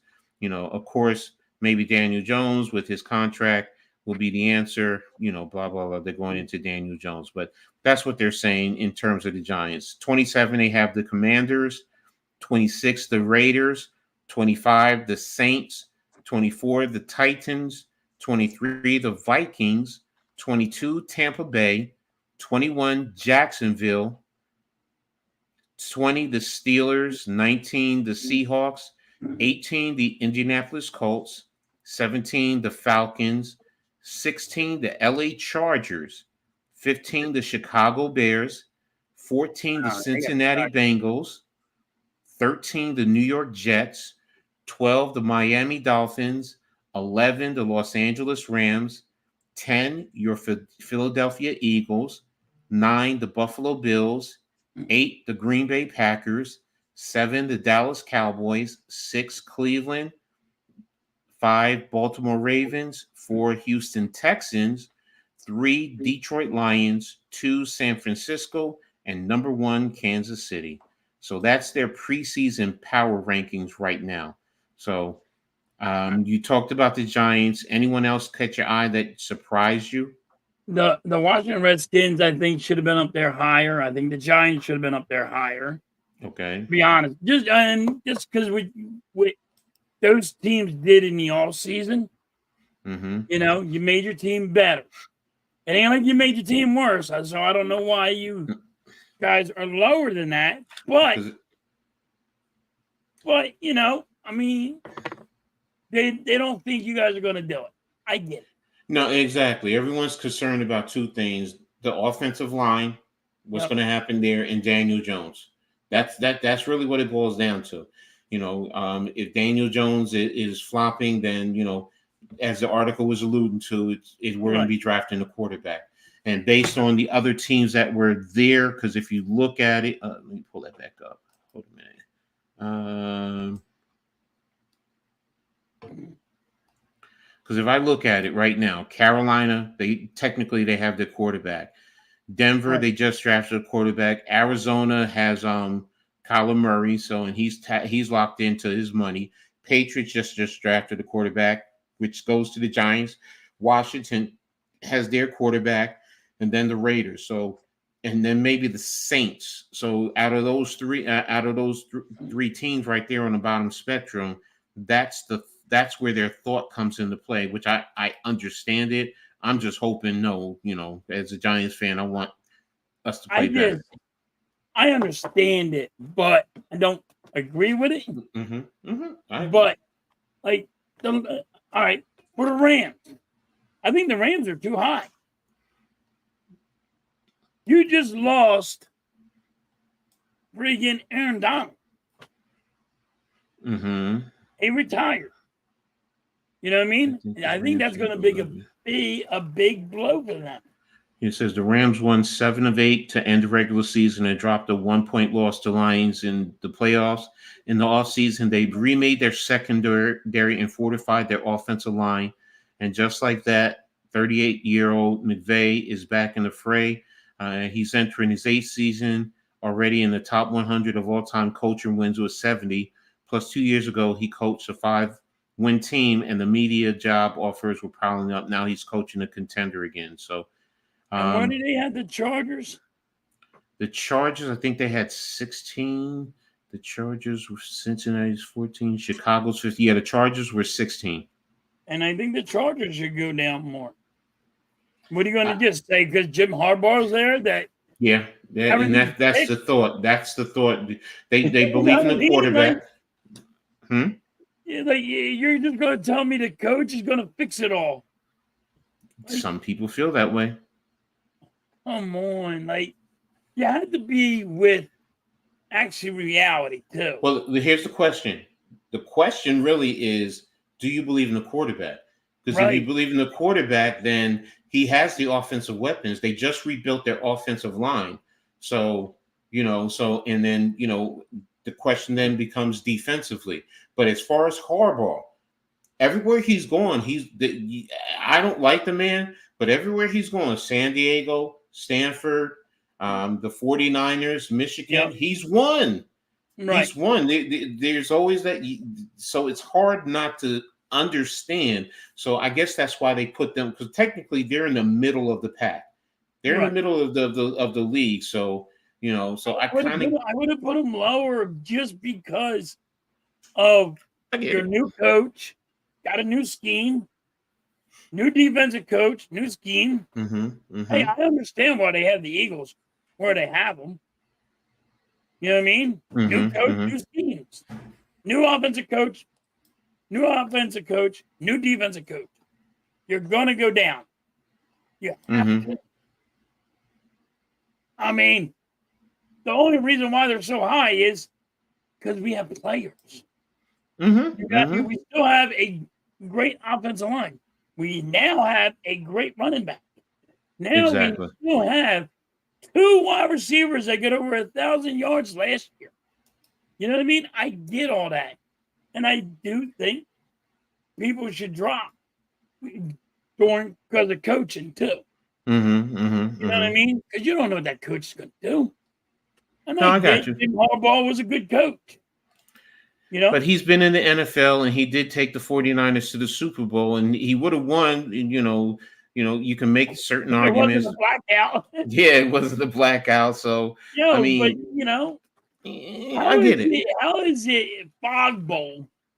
We can't wait until the fog lifts to go, and all of a sudden there's a blackout. Oh, we can't play football.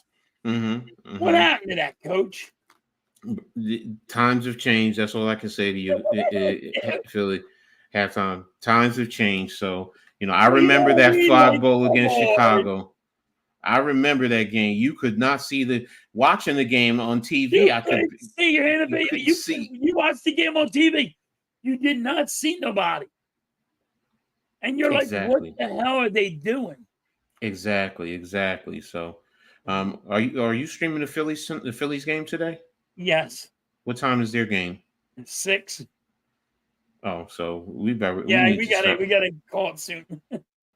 Yeah, I wanted to get into. Well, we're not going to get into my little personal because I got to talk about baseball and the big trade that just happened while we have been on.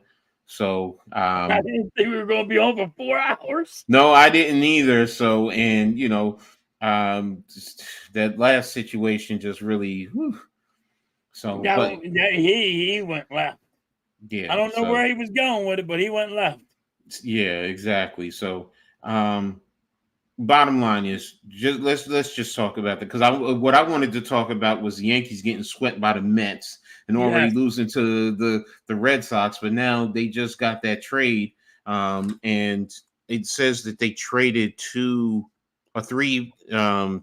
minor league players for him. Let me just pull it back up. Where is it? I just had it.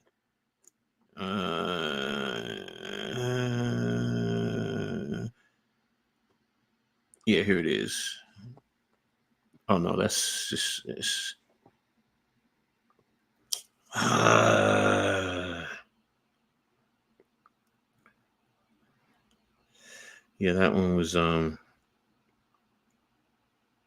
I can't do that one. That was a video. I don't know who that is. All right, here's one in the Athletic. Yeah, they get Jazz Chisholm from the Marlins for prospects. They're sending AAA catcher Augustine Ramirez, and they're sending 2 more prospects to Miami. I guess they didn't talk about who it is as yet, but looks like Ramirez, who's playing at AA Somerset. He's hit 290. He's 22 years old. He has serious power, but he's questionable defensively. He hits 290 with 16 home runs in 58 games at Somerset before going to 224 with 4 home runs in 29 games in AAA. And he's also going to be used as a DH and a first baseman. So, I mean, as a Yankees fan, I mean, I'm not too familiar. I mean, I've heard some good things about him. So, but it sounds like this is what they've needed. He can add a bat, which is adding some protection. The process of adding them started when they traded with Marlins for. Yeah, this guy played. Oh, he plays second base too in center field. Oh, okay. And Chisholm, he's 26. He was hitting 249 with 13 home runs, 50 RBIs, a 730 OPS through 386 at bats. So I guess they're going to fit him in. Victor has the Yankees get Chisholm. They get Augustine, infielder Jared Serena, and infield outfielder Abraham Ramirez. So, I guess you're just giving up low risk players in a sense for this guy. So, it's a good. I think it's a good move for you. Well, I'm more worried about pitching because, especially in our bullpen, that's where I was, was more concerned with because, especially like last night, we went up on Boston, and it just seems like the same thing. We're blowing leads late in the game. So, that's the thing that concerns me with the Yankees more than anything. I would love to get Robert Jr., but I hear the Sox wanting arm and a leg to get Green. So, I don't know who he's referring to. Is that for you guys, for Philly, or for the Yankees?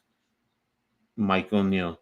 But what about you guys? What do you guys need? Because we were talking off, how you guys. We need the same thing you need. pitching. Pitching. We need a closer. We need pitching. What you call it? Just went on a 15-hour Ranger Suarez. Just now. You did? Just now. Wow. He's been hurt. And they're like, he's trying to play through it, and he can't. And you see it. And Rob's like, oh, just leave him in. And he won't pull him. So, yeah, we just lost Ranger Suarez for, like, I guess he's going to be down for 15. Maybe more. Maybe more, Coach. He really did saw a number on his back. Wow. So we need pitching just like you guys. That's deep, man. That's seriously deep. So that hurt us bad. Wow. Well, it's going to get interesting right now because the whatchamacallit is what? The trade deadline is what, Tuesday? Tuesday or Wednesday? Okay. I think it's Tuesday.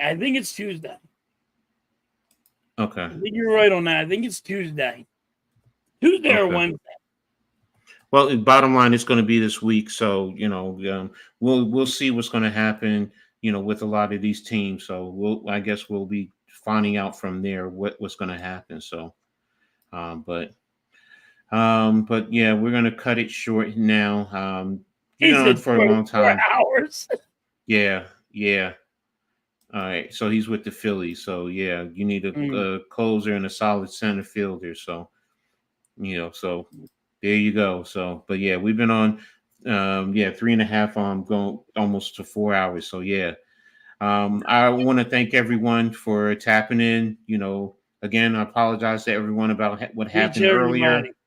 But thanks again for everyone for tuning in. It's been an interesting one. Shout out to Coach Dante. Great insight, great contribution today. Shout out to Coach Dante. That was a good one. Yeah. So, outside of the Tommy situation, but I will say this. Sorry, ladies and gentlemen, never going to do it again. I'm not going to bring anyone else up ever again. Sorry, not in this situation. So I'm not trying to ruin what we have going on here. And I trusted Tommy. We usually are cool, but hey, it is what it is. You live and learn, and that's what I'm doing. I'm living and learning. So, but again, I want to thank everyone for tuning in. We really appreciate it. What you got going on for the rest of the week, Phil? I got the Phillies game today. I got the Phillies game tomorrow.